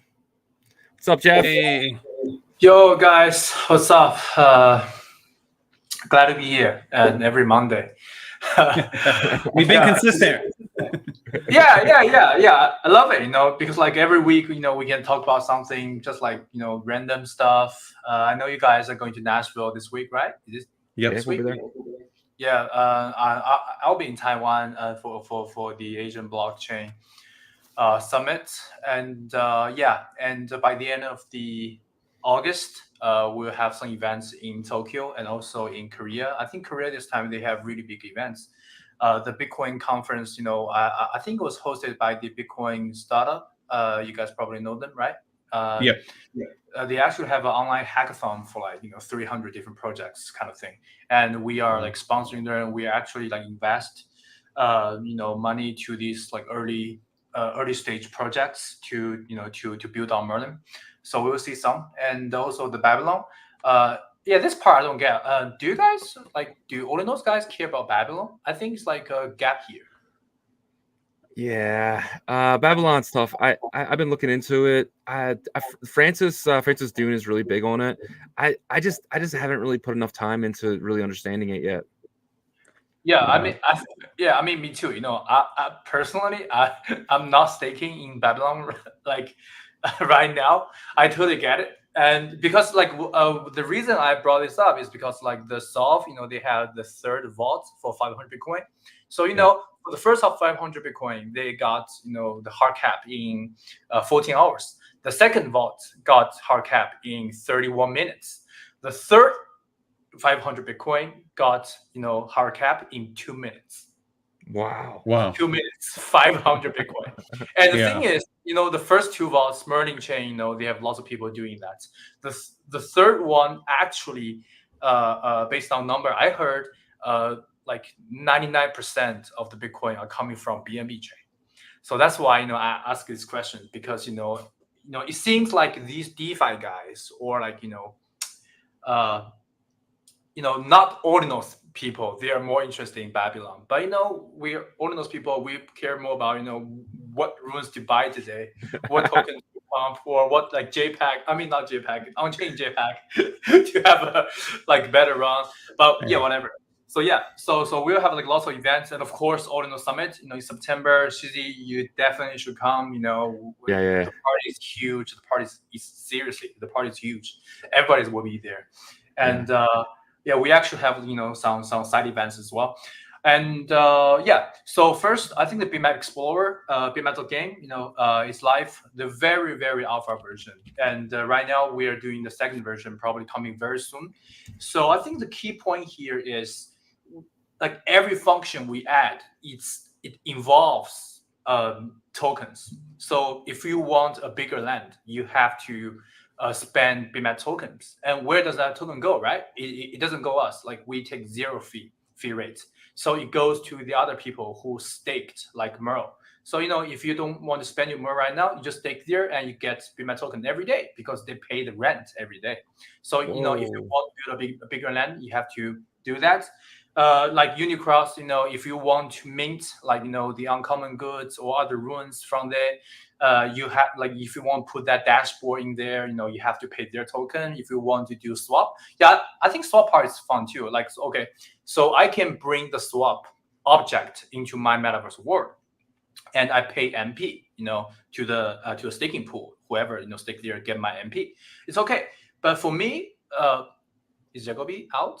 Yeah, he probably had to reset. He'll be back in a second. But keep yes, going. okay. Yeah. So the reason I put that trading, whatever table in my metaverse world is because I can talk to you guys and I can say, oh, you guys, you should buy this. And when you buy this, I get rebate from the fees from Merlin Swap. So you are not paying any extra fees, but all the fees were originally going to the Merlin Swap team actually go to me because I introduced you to do that. So it's like social trading. So every function we add in the BMAP game will involve some assets, no matter it's BRC20, BRC420, BMAP token, Merl, runes. So that is how we can turn this platform into a permissionless platform for other builders like Unicross, Solve, Surf, Merlin Swap. Like all these builders can do something here and ask users to do this, and everybody makes money. You trade, you buy a token at dip, I get rebate from your transaction, and I'm paying MP to the Merl stakers to get MP every day. So this kind of stuff, yeah. So I think that is the direction BMAP game is going. That's insane. It's kind of like a virtual reality Merlin chain. Like you're running around and you're able to interact with everything on Merlin chain, but in like a VR mode. That is so cool. Yeah, so this is the updated version. I mean, like Jeff was saying, it is kind of simple, but this is the first step, right? Yeah. So this is if you go to like, I don't know, 798, I think that's my place. If you go there, it has some object there. Yeah, 798. Remember that, guys. Good furniture. yeah. So I mean, like moving furnitures, play basketball game. That's like easy job for us. So we can add like lots of stuff there. We have like lots of stuff from what we've been building before, but we are more focused on I think Shizzy just made a slogan for us. Like immersive experience for Merlin chain. Yeah. Or we call How do I move like, around? You press the button like under the escape. Do you see that on the top left? Okay, got it. Yeah. Oh, there you go. So WSD. Wow, this looks phenomenal, Jeff. This looks so cool. This is so easy, like we can actually do stuff. Yeah, the metaverse we built before, we have 45 million users, and we know like there are 7 couples get married in our metaverse. So that part. Like 7 couples got married? Yeah, virtual wedding. Yeah, in Brazil. I'm looking for that part, we are very confident. Yeah. The other part is about to get all these functions into that. So in the future, we don't have to go to whatever website. We can do trade here. We can trade spot here. We can trade perp here. We can stake here. We can do everything here. Yeah, I absolutely love it. And yeah, I love it, and I love that you guys upgraded bitmap.game. I think that was huge, and then now I'm super excited to see what's to come with BRC 420 as well. Could you talk about when we can expect to see that new marketplace? Yeah, so the current marketplace is okay to do anything on layer 1.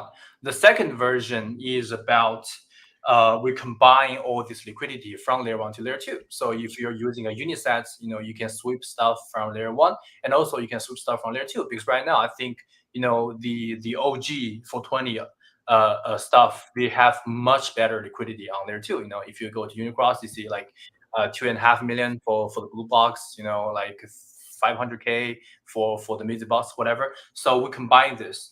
But I think for BRC 420, we are thinking for a long run. we are thinking, 2 steps I can disclose here. The first step is variation. You guys probably heard a lot about that.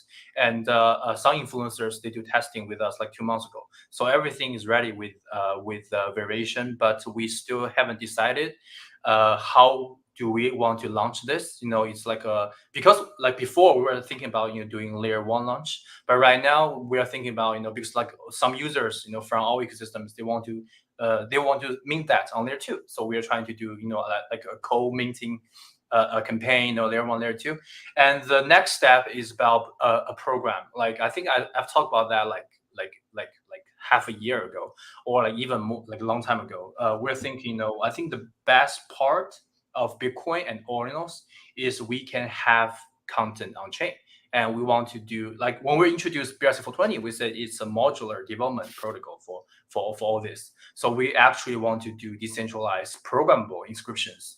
And I think BRC420 is the perfect protocol to do so. So I think for BRC420, it will go more in depth with tech, with something we want to build, big. With BMetal Game, we want to build a DJing casino for whatever users. Yeah. I actually love this because it kind of like it started, obviously the 3D assets, right? You could be able to use them later, and then you got the Merlin chain, and now you're kind of putting the 3D assets with the Merlin chain into this world. I feel like you're just taking steps up into this metaverse world where it's all on chain and using Merlin chain. It's really cool. Yeah, yes. I think the hardest part is about building infras, like the bridge for Bitcoin, bridge for BRC20, all this stuff. But when you pass that stage, when you talk to all these builders, I know for sure Surf is building something very different, than today, because right now it's like one token, like LP. Their next version will take 3 months, so it's like a big difference. It's not like it's more like DYDX model than GMX model. Merlin Starter is cooking something phenomenal. Genie, you guys have talked about Unicross. They're going to have tokenomics for Merlin Phantom this week, and they're also going to have. Did you guys know the stats campaign they have last year? I think they basically cover like 80% of the stats mints on ID Club, right? You guys remember? Oh yeah. Yeah, so they're doing something similar like this campaign for Ruins and Merlin, probably next week. So I think the great thing here is when we talk to all these builders and they know we passed that stage to have all these infras. Now they're trying to have some real innovation to build. That's awesome. And your statement about Babylon, I think that the Ordinals BTC community will eventually be more interested in that once like that whole Bitcoin ecosystem narrative like becomes huge, right? So like when we're in the middle of the bull market, Bitcoin's at 150, 180,000, who knows what it's going to go to. Let's say that we're reaching that peak. The staking and stuff will become big news, and all these things. People are going to want to be more interested in this, and I think that's whenever you'll get more interest, because it's inevitable, in my opinion, that people are going to want to participate in good opportunities, right? So I think with time that will come. 100%. So, all right, Jeff, if you don't mind hanging up here with us, I'm going to bring Nakib up from Ordzar, so we can kind of talk about what they've been doing and this partnership with Merlin as well. Yeah, of course. Yeah, go ahead. All right, Nakib, our guy, what's going on, brother? Yo, First question, are you hungover? No, I'm pretty Okay. good. Yeah, I'm in my hotel room, just having, had a great time in Nashville yesterday, a couple of days. Been here since Sunday, just rested. Sorry, Saturday, just rested the whole Saturday. Yesterday, just went to chill, went to try to, it's my first time in Nashville, so went to the Broadway area, listen to some live rock music. It's pretty dope. It's different from what I expect it to be. It's really unique as a state by itself. I've traveled to a lot of states in the US. But this just hits differently, like in terms of the music, the people, and everything.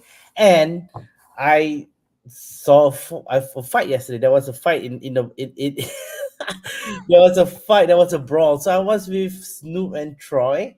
we were chilling, and listening to rock music, and then someone starts fighting in a bar. I'm like, yeah, this is America.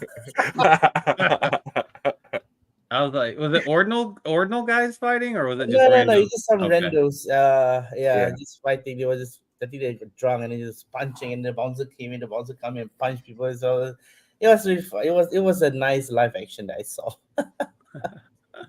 Awesome. That's awesome.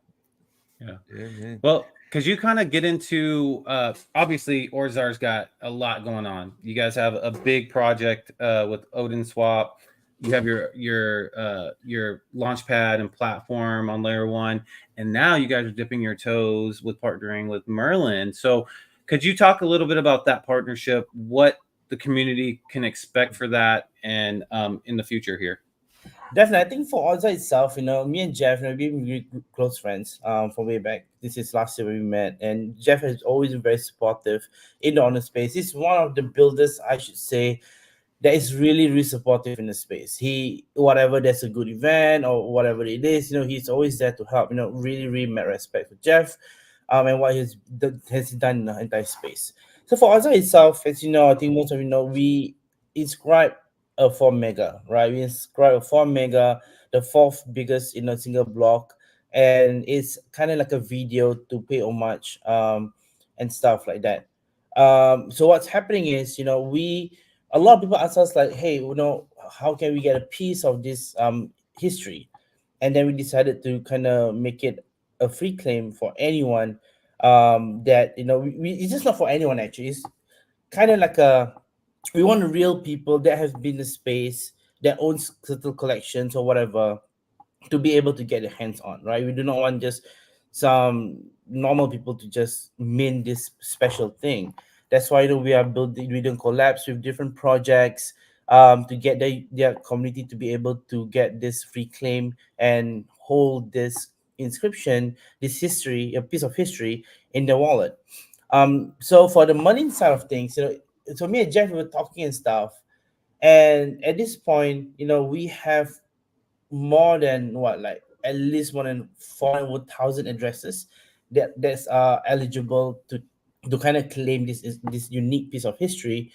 And I'm thinking like, hey Jeff, let's do something together, right? As a start, where Merlin is the only L2 that has a staking protocol in it. And I'm thinking that why not, we let people stake this legacy, this historical piece, in the blockchain, right? And then I saw Jeff, and Jeff was like, oh, that's pretty cool. And having a bunch amount, it's not out yet, so we won't know actually what's the number of people that's going to claim, but we are assuming a lot of people will claim because it's free anyway.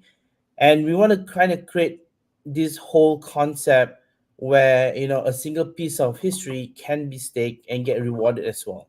So I think it wasn't officially made known publicly that owning this piece of inscription or ordinals will get you anything. But if you know, you know. If you know, you know. You get what I mean? Like for Azab, we are always about rewarding the space. We're always about rewarding the space. We did the loot boxes. We did a lot of things. We want to get as many people to be in ordinals, to own runes, to own something, to own whatever is in the protocol or connected to the protocol, like runes, right? And our goal is to kind of do one of the biggest airdrop, if not claim, in the history of ordinals. So imagine we even without having this whole ordinals free claim art thing, we already have around 200,000 addresses that are eligible to get our runes in the future, right? And we want to kind of disperse more to that. So we want to give every single one that didn't farm on Odza, to have a chance to also receive runes for them to kind of play around. This might be their first runes. This might not be their first runes. I don't care. I just want to give back in the sense that we want people to claim this in the future, that maybe I should say maybe there is a chance for them to get rewarded on our 1 to 2, if you know what I mean. So, and on top of that, we want to get people to hold this long term. And what's the best to hold this long term is for people to stake this inscription, and then we're going to reward the people that stake it further from our end. So imagine having 400,000 of these inscriptions staked in Merlin. I think that will be the biggest ever single art ordinals to be staked anywhere, or even in any protocol at all, right? That's going to be insane. And we're talking about breaking new milestones here. And I think for Merlin, people come in, they want to stake. They come in to stake. It's a benefit for them as well. Like people try out Merlin, because I mean, a lot of people still have not tried out Merlin, and I've tried out Merlin myself. It's pretty cool as well, right? And this is something that I never been done before by anyone. So I feel this is a very, very strong trial or unique proposition that can benefit everyone. So imagine a free claim, you get it. You go to Merlin's. I mean, if you imagine this is the free claim, you get it. You store your wallet, yeah, you get rewarded. But instead of you just storing your wallet doing nothing, right? Sure, you can sell it, but I don't think there's going to be any value because there's a shit ton of supply of it. This is a free, the open edition kind of thing, like what Gamma did, hands out to them, right? And if it has value, then good for it. If not, then what they can do is they can stake it in Merlin to get more rewards for that when our TG happens. Yeah. So it is free money. Just stake and get rewarded. Yeah. So, I love this, man. It's really cool what you're doing, especially you're finally embracing the L2s, the EVM style. I know you're a big layer one guy, so it is awesome to see that kind of change of heart in you. And then doing this, taking something for Mega and bringing it to Merlin with the history and everything behind it. I mean, it potentially could be top 10 forever, right? This is monster, and then taking that and putting on Merlin and having you stake it. That's the biggest thing with a lot of guys. It's like, it's not easy to hold something when the next shiny thing's popping, but if it's staked and you're earning on that, that separates that shiny new thing that rather than your old thing that's staking, that earning. That's huge. That was genius by you guys, man. I love it. yeah, because for me, right, it's all about the fundamentals of honors. Why I got to honors is about adoption, right? That's why I built Odds. It's all about getting people to adopt what honors is all about, what honors is capable about, and the growth of it. And when you talk about me having a change of heart going to more on the L2 side, I've never really, kind of thought about L2 has been something different until I have chat with Jeff and stuff. It's all about innovation anyway, right? Jeff knows that all the side chain that he's building everything, is a hard play at first, but he achieved it. And I'm trying to kind of think in a positive manner that no matter what, some people fade, talk shit about whatever. Which I at first, I felt a lot of L2s, it was a gimmick to raise funds. It's actually not L2's a side chain, which I think Jeff agrees. But then again, I think back, it is a form of innovation that push the ecosystem forward. Like where else can you see in a point of time in the past where VCs put in a lot of money on a Bitcoin project, on a Bitcoin infra and stuff like that? None, right? Very, very few. Maybe Babylon, maybe RSK here and there, but not a lot. And now, because of Merlin, that kind of kickstart all this movement for the L2 wave or the sidechain waves, I call it, it kind of further deepens the whole concept that Bitcoin is gonna be the future of the space, right? And that kind of made me think that, you know what, fuck it, let's build together, push it together, because at the end of the day, what is the fundamentals of what I want is for Bitcoin to grow. Right? I want Bitcoin to hit $1 million. I want Bitcoin to, or even more. I want Bitcoin to be a asset that can be realized as a legal tender by countries and stuff like that. And these are the steps that we need, right? We have to work together to grow this whole concept, to grow what can be used on Bitcoin and how it can be used in the future. Yeah. Yeah, 100%. And this approach too, I think it's really experimental. I like that part of it, because let's say, this works out well. There's a lot of starving artists. I say that because it's a traditional term in regular life, but you see it actually in the Bitcoin world. There's actual artists that like put in a lot of work into what they do. And then some of them will have like one or two good, mints with their thing, and then they struggle after that. Right. Some of that I think has to do with marketing themselves, but let's just say this ends up working out well and Gamma sees it. And some of these people realize they're not really doing anything with their prints. I have tons of prints from the Gamma print phase. Remember that? Everybody was buying those prints because they're cheap and are like, maybe this artist is going to blow up. Maybe they do. Maybe you stake those prints on Merlin as well, because we see this works out. And then you give a purpose to those prints instead of just sitting in your wallet like they are mine right now. And I don't even remember which ones I got. You know what I mean? So this could be really big for that. Yeah. See, the thing is, art is something that's so close to me as well. And in this space, sadly, I want to be very realistic here as well. People view art in honest space.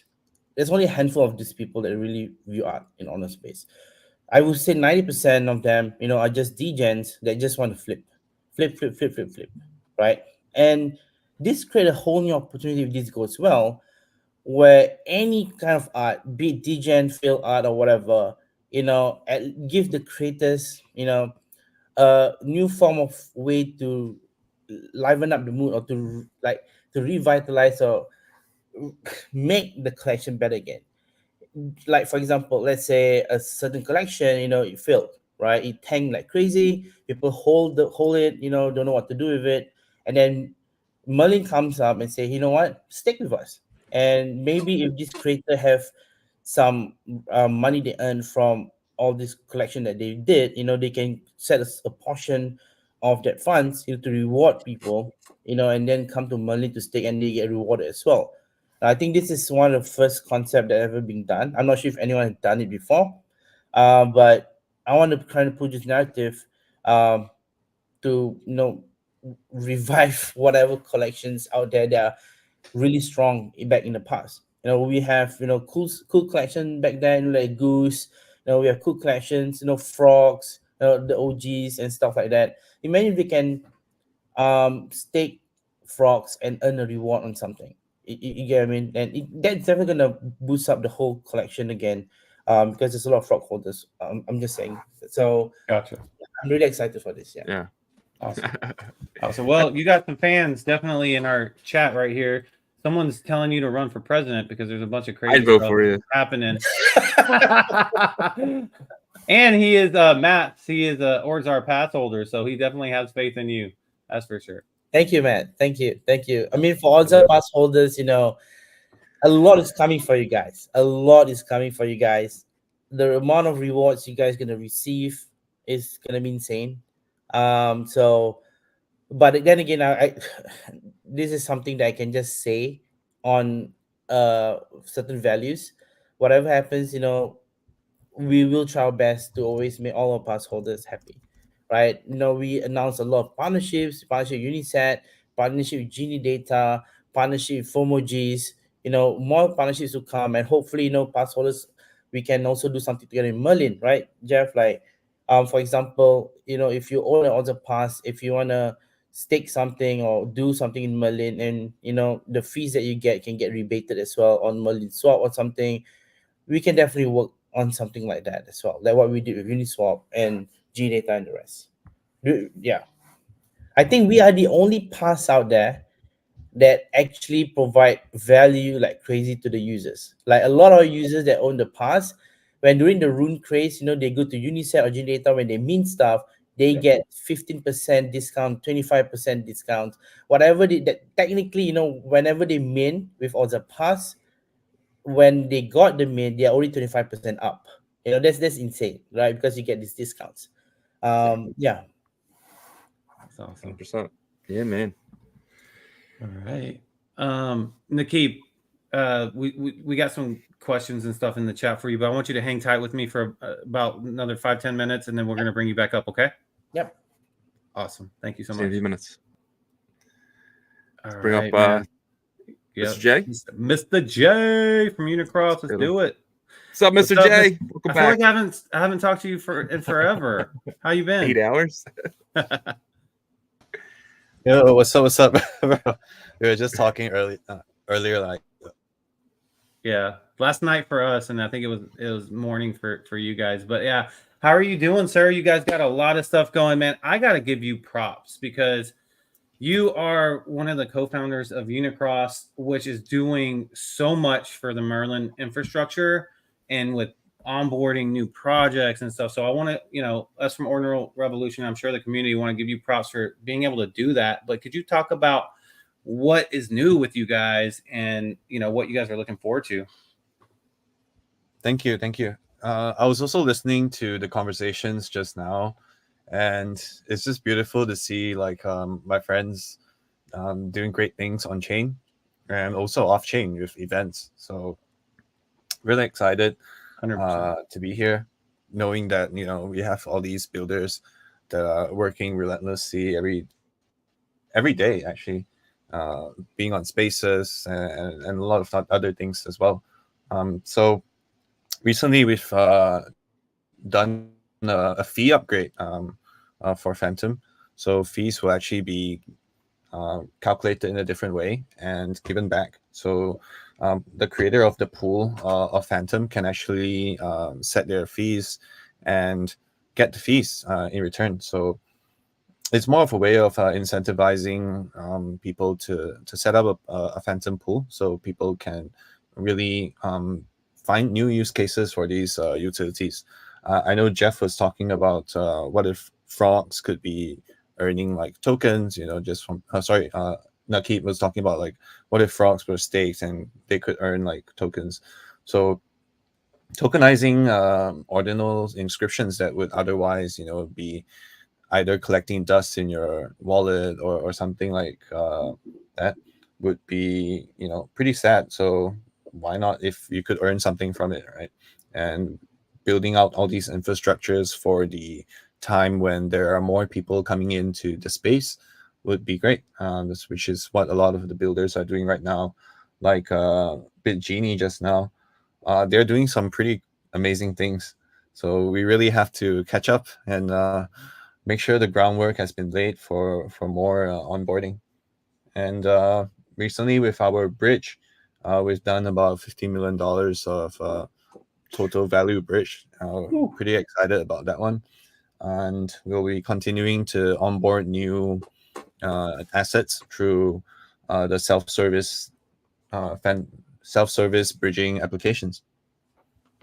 Yeah, Exactly. To have a successful chain, you need infrastructure, and I feel like that's what you guys have built and are continuing to build. Without infrastructure, you really things kind of fall apart. And you guys being a bridge, marketplace, Phantom now, you guys really are changing the game and really bringing a lot of spotlight to Merlin. Are you guys like kind of planning anything else in the future? Obviously, you have so much, but are you guys going to be doing maybe anything else? We'll be continuing to improve our products like what we did with Phantom fees.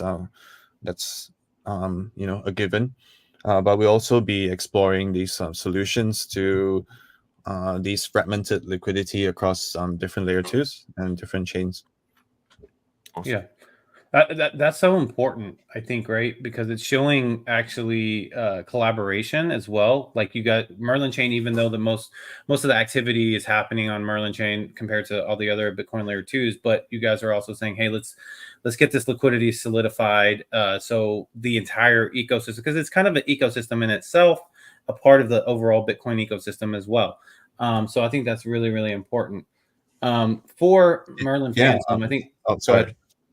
Yeah, I was just gonna add on that. Like, it really helps to build upon all these previous experiences that we've had to improve these products and create all these campaigns to really push the ecosystem's asset onboarding forward. And happy to work with you guys. Happy to work with anyone to continuously do that together. For sure, it's gonna be awesome. could you kind of expand on what Jeff had mentioned about Merlin Phantom and tokenomics? That's something that you guys have kind of stayed away from, and I love that about you guys. You guys have just worked on your product the entire time, and I've bugged you before. I was like, when Unicross token, and you're like, we're not focused on that. Stop being degen. Stop asking me. But anyways, I can ask now because it was brought up by Jeff. So what is that about? And if you could talk on that a little bit. So that goes hand in hand with what we are currently exploring. But as for like specific details, that would best be seen on like an infographic or white paper or something like that, right? Gotcha. So I would say stay tuned for that, bro. No, this time I feel like you're honest about it. You're like, stay tuned, but it's coming. Last time you're like, stay tuned, but stop asking.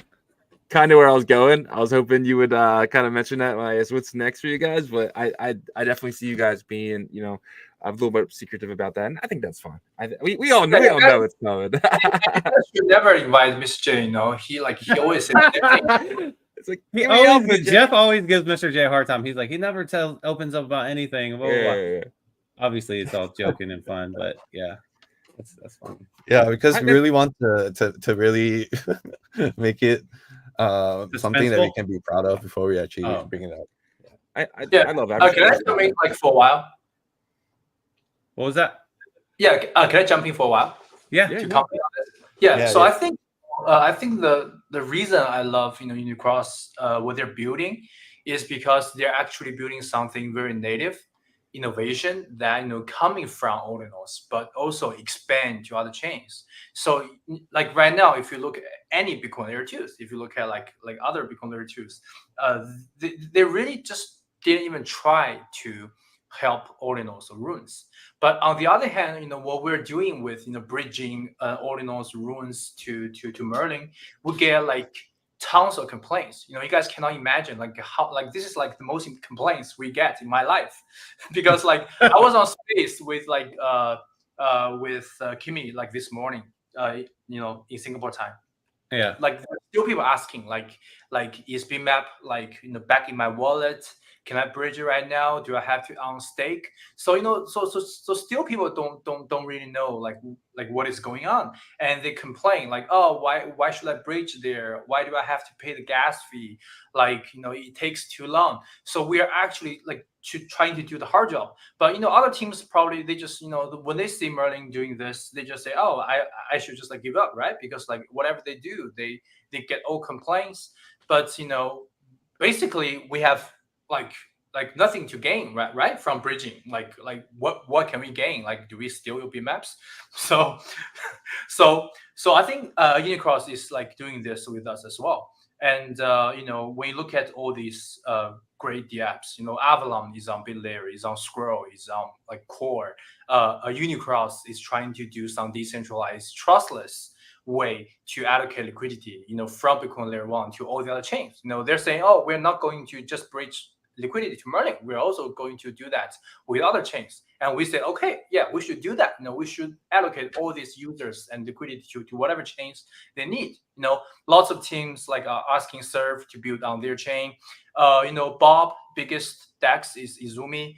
Solve, it's on BNB chain. It's from Merlin they go to BNB chain, Arbitrum, and now they're on Ethereum. So you can see all these native innovation projects. They are actually coming from Merlin, and they are trying to serve all chains. We're not saying, oh, you guys should not work with this chain because they are our competitor. We're not doing that. We're actually trying to incubating them, helping them, and make sure they can serve the whole industry in the future.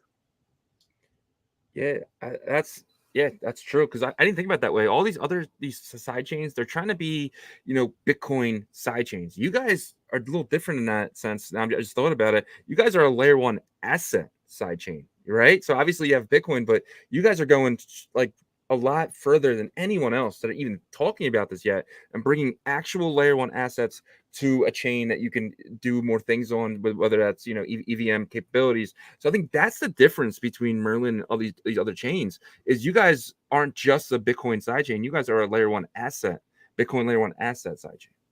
Yes, and that's the hardest part. If you go to any other Bitcoin side chains like Space or AMA, you will never hear ordinals or rooms, from what they speak. But when we do that, we get all complaints from users because it's going to be very hard to change people's behavior. Yeah, no, but so Shizzy, you're 100% right, and Jeff, you're right too about changing the behavior, but it's happening already. And the thing is it was hard, very, very hard. But I think the reason why the other Bitcoin layer 2s, and I'm not throwing any shade on anybody, I just think that I can understand it a little bit from a logical perspective, actually, is when they saw the seal and they said, oh, like, we don't want that headache and stuff. You guys took the risk, right? So it was risky because first, it's never been done, right? So they kind of sat back and was like, okay, let's see how Merlin plays out with this. They didn't like how it did because they saw the hard part, the hard and maybe not so pretty part. Now that like that's been brushed away and you get to building and stuff, now the pretty part is starting to show its face a little bit. And then you're going to get to a point to where they're all going to rush to this layer 1 asset onboarding type of thing, but it's going to, be Merlin's way ahead, in my opinion. But I don't know, maybe I'm off on that. I'm curious. What do you think, Jeff? Do you think you think that perspective is in line with what you're thinking? Yeah, because I think I've been Web3 for a year now.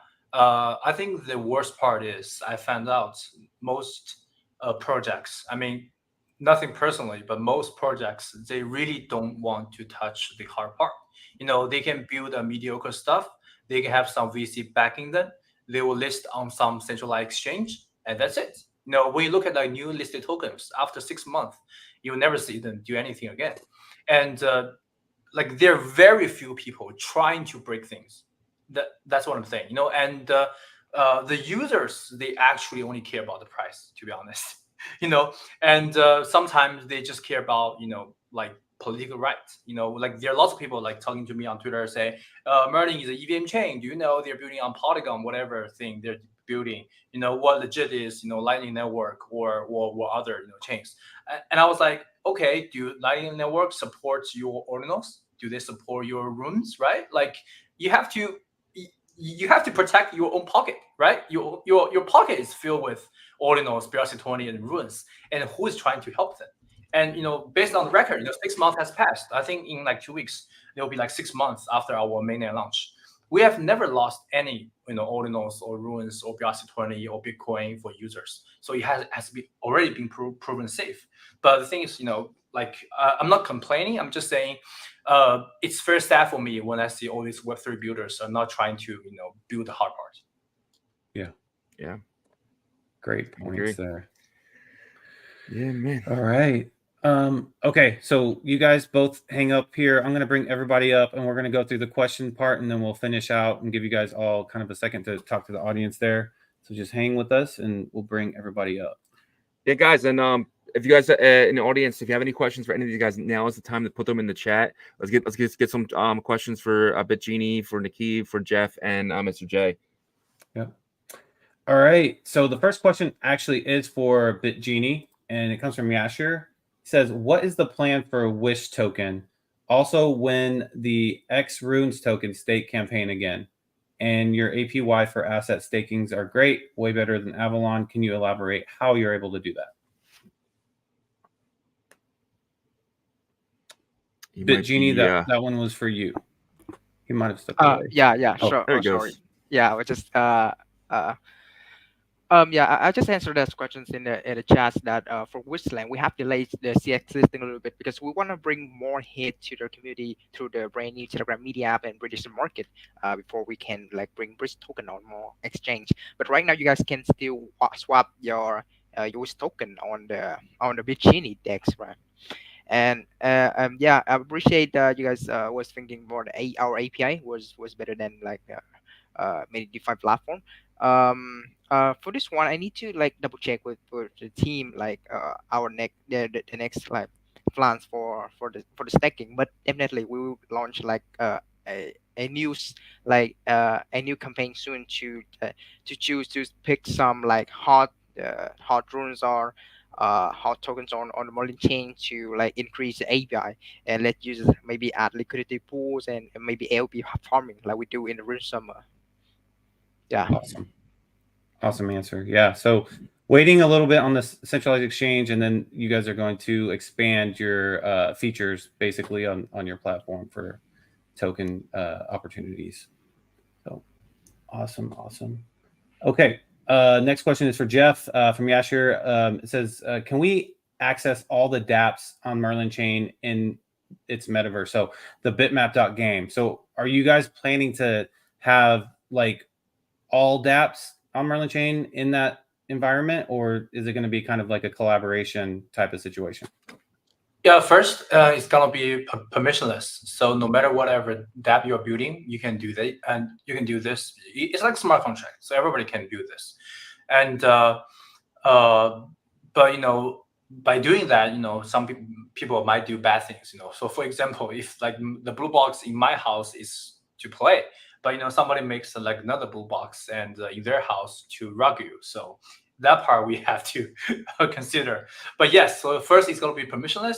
Second, it's going to be step by step. Probably, we'll have some major protocols, and the ones people use most often, like something like swap, perp, like bridge, like these kind of like lending, like these kind of protocols will come first. So we will have like one by one. So one function for experience. So for example, playing music in your room, playing videos in your room, and then one function for for trade, for gamble. So we'll be having this kind of pace in the next 2 to 4 weeks. Yeah, awesome. I can't wait for that, man. It's gonna be so exciting. I have a quick question, real quick. Okay. Why is there a giant green dildo on the Merlin chart? Do you see this thing? Look at the size of this thing. Nikib just dropped like 200 grand. No, I'm just kidding. Yeah, I think Ordinal Revolution just saved the market. Yeah. This is incredible. I never seen it. Look at this. Look at this thing compared to everything else. This is wild. Absolutely insane right now. That is wild. Wow. That is wild. The pump, bro. Everybody check your wallets and see how much Merlin you have. No, I'm just kidding. Yeah, that's crazy. Yeah, that's wild though. That's awesome. Wow.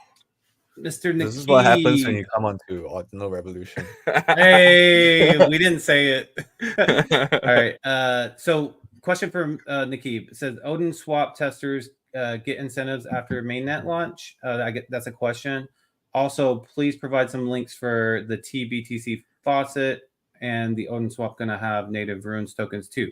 So two questions in a request, I guess there. Yeah. You guys are putting me on a tough spot. Yeah. So yeah, only stock testers is definitely gonna get rewarded as well. We appreciate. We reached 15,000 addresses tested. That's insane. That's one of the most. I mean, shout out to you guys for supporting us. This is amazing, and all of you that help us test and everything. Definitely we will never forget to reward you guys as well. Also, it's all about giving. And in terms of the TBC faucet, yeah, I'll put a couple of links there. Or you can just Google where to get TBC. It's not hard. A couple of links. But I'll tell my team to kind of put in the TBC link there as well. And in terms of Odinshop gonna have native runes token too.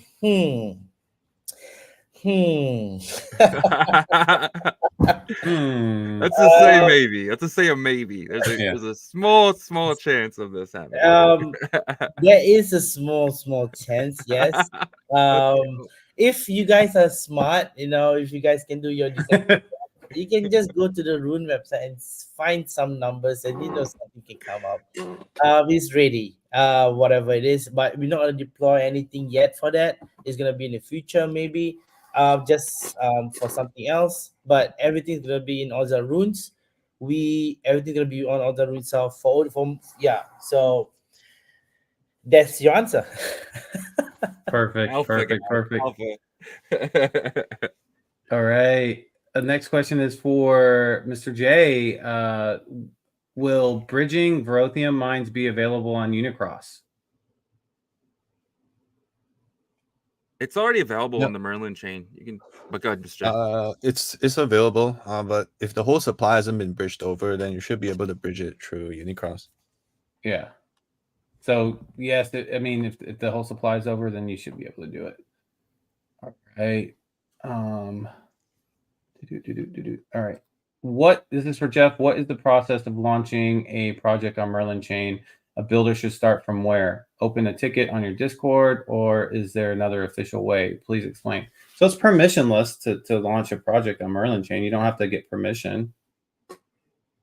Yeah, but if you want to contact us, to get more help or like collaboration from us, you can definitely go to Discord, or you can just add my handle on Twitter or DM me.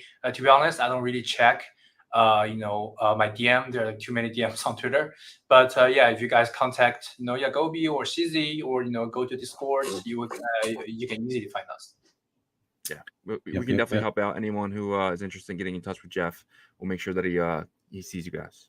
Yeah, and I'll say like the experience of the team helping out these builders is amazing. So if you are curious about it, definitely reach out. But that's going to wrap it up with the questions. So we typically will do like a 1 or 2 sentence or whatever, however long you want to do it, kind of last statement about to the audience about what you got, your project and stuff. So if you want to kick us off, Mr. J, about Unicross, go ahead. Thank you. So right now we still have events going on, which is bridging fees are free for bridging in, and then it's shortened to 3 days for bridging out your assets. There's a lot you can do on Merlin right now with our partner projects like Solve, Surf, Genie, Merlin Swap, and a lot of other dApps on Merlin. So it's free to bridge in, to try out. So have a go. And Phantom fees will be upgraded. We'll make an announcement on that with events to kick it off as usual. Usually we do events to reward users to try out our new products or upgrades. So look out for that. We'll be announcing that soon, and that will bring more benefits to RuFi holders. Thank you. Yep. Awesome. And take advantage of those campaigns, guys, because I can tell you, like when I use Surf to claim my gas and stuff, whatever you can get, right? You take advantage of that. So appreciate that, Mr. J. Genie, you're up next. All right. My last word would say that you guys take out our announcement for the Telegram mini app launch and tap in as soon as you saw it. Try some functions and also get your hand onto the prediction pool right now. We're running for the Olympic Games, which will close on around July 27 because on that day the Olympic gonna kick started. Yeah. All right. Okay. Thank you for you guys for today. Awesome. Excited about the Telegram bot for sure. All right, Nakib, you're up. Dude, I mean, again, nice to always be here with you guys. I mean, Odza is always been that permissions launchpad. I think we are the number one permissions launchpad in the space for mean to inscribe concept. We have Ordinal coming in, a proper AMML1 for now. Definitely me and Jeff, we have a lot to talk about as well for future plans. I think we chat about that way back. But Ordinal itself is going to be our second product. And to just share with you guys, we have a third product coming up as well. And it's not live yet. We're building on it, and it's going to call Degen Central. This Degen Central is going to be a way to fix the boringness of the space where Degens can just come in and do ape shit, lose money, get money, whatever, right? We are building an intergalactic shitcoin casino for fun stuff. Just a very quick example. I think I want to share this for in this space is that we're going to launch the first product within this Degen platform, where we call it predictive market, meaning that people can just go in, deposit $20, $50, whatever fuck you want, and then you get credits, just like a casino, right? You get chips, you get stuff, and then you can let's say you feel that you're gonna predict that runes are sick for about dog token in 1 hour, you're gonna go up or go down. If you bet up, and whoever bets down, you get the pool from the losers, and you get for the winners. It's pure Degen shit show. And we're also gonna launch mempool prediction, meaning you can predict where mempool's gonna go up or going to go down. Oh, that is crazy, dude. This is exactly go what so we broke. needed at this very moment. Yeah, So yeah. wait, is this gonna exist where on layer 1 or on Merlin? Or what? Merlin. No, this is gonna be a pure centralized shit show, bro. Like we tried to make it L1 non-custodial kind of vibe, but it's just too fucking slow. And then Yeah. I was like, shit, how do I solve this? I thought of Merlin and Jeff stuff, and then I actually went to fucking casino one day to just do some fun, and then like casino got it right.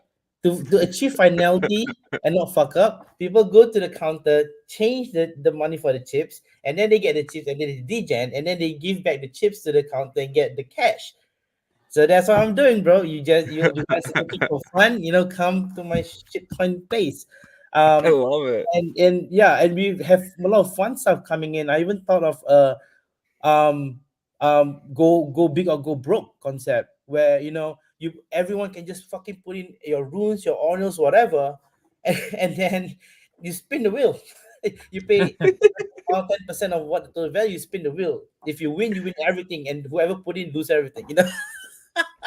I love it, dude. This is Yeah. gonna be so much fun. This is gonna be insane. Yeah, Dude, yeah, do yeah. you know I'm gonna how go so much- broke. I bet you there's gonna be a lot of people that use that just because there's so much degeneracy in our space. But it's like all the positive aspects of being a degen is like that's Nikib, like you know what I mean. And so Yeah. I can't wait till Nashville. It's gonna be fun, brother. Can't wait till we link up. Yeah. So this product gonna be live most probably August.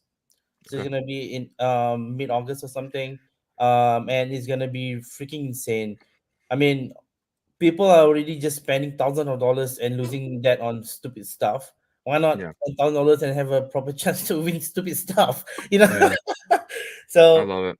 yeah, it's gonna be insane. Yeah, and that's Yeah. what always are building. Because for us, even we term ourselves as the degen company to just do shit things up. But end of the day, when people will eventually learn, right? People will learn what is honors, what's rune, what should they do, and stuff like to be part of this. And that's what I want. Yeah. You just have a live chat. Maybe people can turn their cams on or something. Or be like at the mempool and be like, no. That's gonna be fun. Yeah, it's gonna be insane. A lot of people, and we plan to kind of get a proper, license for crypto poker or something in the future and stuff for people to bet on runes or Bitcoin. I don't know. This is just the things that we are thinking of. But the short stuff is, we want to build a degen center where people can just have fun. Yeah. We can host live games from there, right? Have it going on with a bunch of people signing up, have the thing going on and the wheel. We have to make sure the licensing is good though, because like we're in the US, so I think it'll be knocking fine. on We're our just, door. we're just showcasing, you know what I mean? Yeah. We're showcasing. It should be Yeah, fun. I mean, we plan for all the algo that we built for the randomization. Everything is going to be on VRF concept where we're going to make all the code transparent for people to know that there's no rigging or anything. And the beauty of it is there's no way for us. No, it's not about rigging. It's we don't get money from there's no house. It's a pure PvP shit show. So there's no point for us rigging. It's you versus another you or someone else who's a degen mindset. That just is everything is a degen pool, and we just take a small cut to maintain the infrastructure. Pretty much. Love it. All right, well, that's definitely something that's going to be fun to look forward to. All right, Mr. Jeff, you're the last one. So your final words on Merlin Chain and everything to the audience.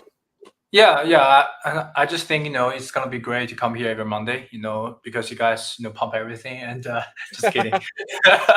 And and always good to see all these builders here to share what they're doing in the past week or so. I think right now the gas fee on layer 1 is too low. I don't think it can go any lower. Like to me personally, I'm actually like shopping around in the past 4 weeks. I mean, I cannot like tell what I shopped, but yeah, I definitely think this is coming. Like I think last year at the same time I was buying like all the orders off the market. I actually show like lots of pictures, like what I bought from the central exchange. So I think this year hopefully it will do again, especially with keep holding Ordinal summits again. Last year with Ordinal summits, everything's pumping after that. Hopefully this year too, and we see like lots of reports on Bitcoin. Actually, I talked to all these guys. What narrative is going to be huge in this term, and the people just cannot find one. Bitcoin is the only thing they can think of. For other like real world assets, deeping, AI, I don't know, like everything, it just sounds so fishy. But Bitcoin is real. So yeah, I think if we keep doing this for the next 52 weeks, we will definitely see some people succeed like in a huge way. Thank you. Awesome. Sorry, one last thing for everyone out here listening. If you have an Odds Up pass, you are free to come to Ordinal Summit. You don't need to come. You need to pay anything, and just feel free. If you're free on 17th of September, come to Singapore, come to Ordinal Summit. That's where all the magical stuff is happening. Yeah. Let's go, man. Good show today. Great job, guys. Yep. 428 people watching, man. Appreciate every single one of you guys. Thank you, all the builders, man. Thank you, Jeff. Thank you, Mr. J. Thank you, Genie, and thank you so much, Nakeev. Can't wait to hang out with you in Nashville. And please, no earthquakes this time. Whatever you do in your hotel room, keep it in your hotel room. We don't need to shake. Make sure you eat some good food. I'm just kidding. Bro, I had some spicy hot Nashville chicken, bro. I'm waiting for the big bomber, bro, from the toilet. Here comes the earthquake. If it happens again, it's a coincidence. It's something. Yeah. All right. Well, we appreciate each and every one of y'all, and we'll see you guys next time in Nashville as well for some of y'all. So we appreciate it, and we'll see you later. See you guys. All right, great show today, man. Absolutely killed it. I think it was one of our best. Yeah, for sure. It was definitely fun. It was exciting to hear the new stuff that's coming. And bitmap.game, man, that was awesome, right? To see the upgrade. That was awesome. Yeah, man. Well, guys, cool. Yeah, that was awesome. Yeah. I can't wait. I think that's better than what Unicset's building. I don't know why. Maybe because it's actually has some amazing stuff and you can play it now. Yeah. Well, it was needed. I think we can be truthful about that. It was needed to upgrade bitmap.game, and BRC420's upgrade is going to be awesome, I think. And it will be revitalizing for those asset classes, right? You got Verothium Dex also focusing on that.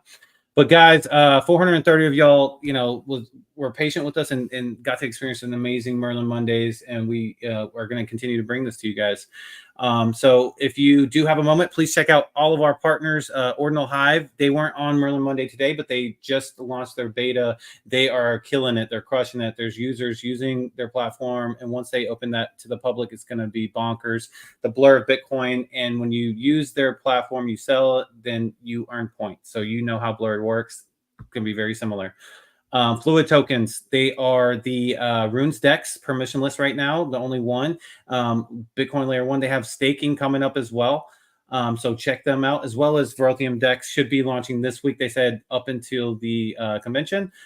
They are a Bitcoin Layer 1 Dex on Merlin as well. And then Traverse Labs are a partner that is the #1 solution for Bitcoin Layer 1 assets protection. So make sure you're protecting your assets. Yeah, man. And guys, go check out ordinalrevolution.com. I would bring it up here in a second if I can find it. There it goes. Check out Ordinal Revolution. Where you at? Yeah. You get discount 21%. I think that's still good up until maybe tomorrow. You get the coupon on our website for Bitcoin Nashville, the conference there, and then you can visit our store as well. So ordinalrevolution.com. I think it's loading right now. There might be some server issues, but I think it might be me, honestly, because I got so many damn windows open. But yeah, guys, check out the website, check out all that stuff. We really appreciate you guys. We will be live tomorrow, and I'll be live with a special guest on Wednesday. No show Thursday, no show Friday. We'll be back on Monday. I think you'll be back on Monday, right? Yes, I'll be back Monday. Yep. All right, cool. So we'll be back Monday, guys. It should be fun. So stick with us this week. We got a lot of stuff happening. We got a lot of news, I think, covered in the next couple of days. Remember, tomorrow is the Tesla reporting. That's going to be big. I think that usually happens around 4 o'clock in the afternoon Eastern time tomorrow. So pay attention if you're trading the Bitcoin around that time. I think something big's going to happen from there, but not financial advice whatsoever. And guys, we'll see you tomorrow. Peace.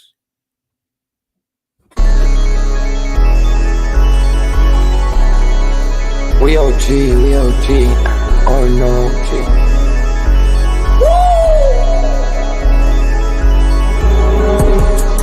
You're not bullish enough, yeah. Oh no, you're not bullish enough. You ain't got the oh no. I get stoned by the bolo. Bitcoin set to Olo, yeah. Experts on reload, yeah. You're not bullish enough, yeah. Oh no, you're not bullish enough. You ain't got the oh no. I get stoned by the bolo. Bitcoin set to Olo. Experts on reload. Man, pool getting hot. Everybody wanna rock, ayy. Rooms is coming, everybody on a knot, ayy. It's a nuisance, Ordinal Revolution, ayy. Ordinal Revolution. Yo, it's my guy for real, bro. Got friends right now. Yo, BRC 420, bro. Yo, that shit on fire, bro. Imagine if he in here. Yeah, like it in the seal. Merlin, I got balls of steel. Nookies on the field. Yeah, this shit for real. With no calls, I get so far. Got 100 phone calls that I go hard, and they gon' love me. Smoke weed, huddle back. I get shiesty. Where my Bitcoin looking lovely. All this Satoshi's nothing above me.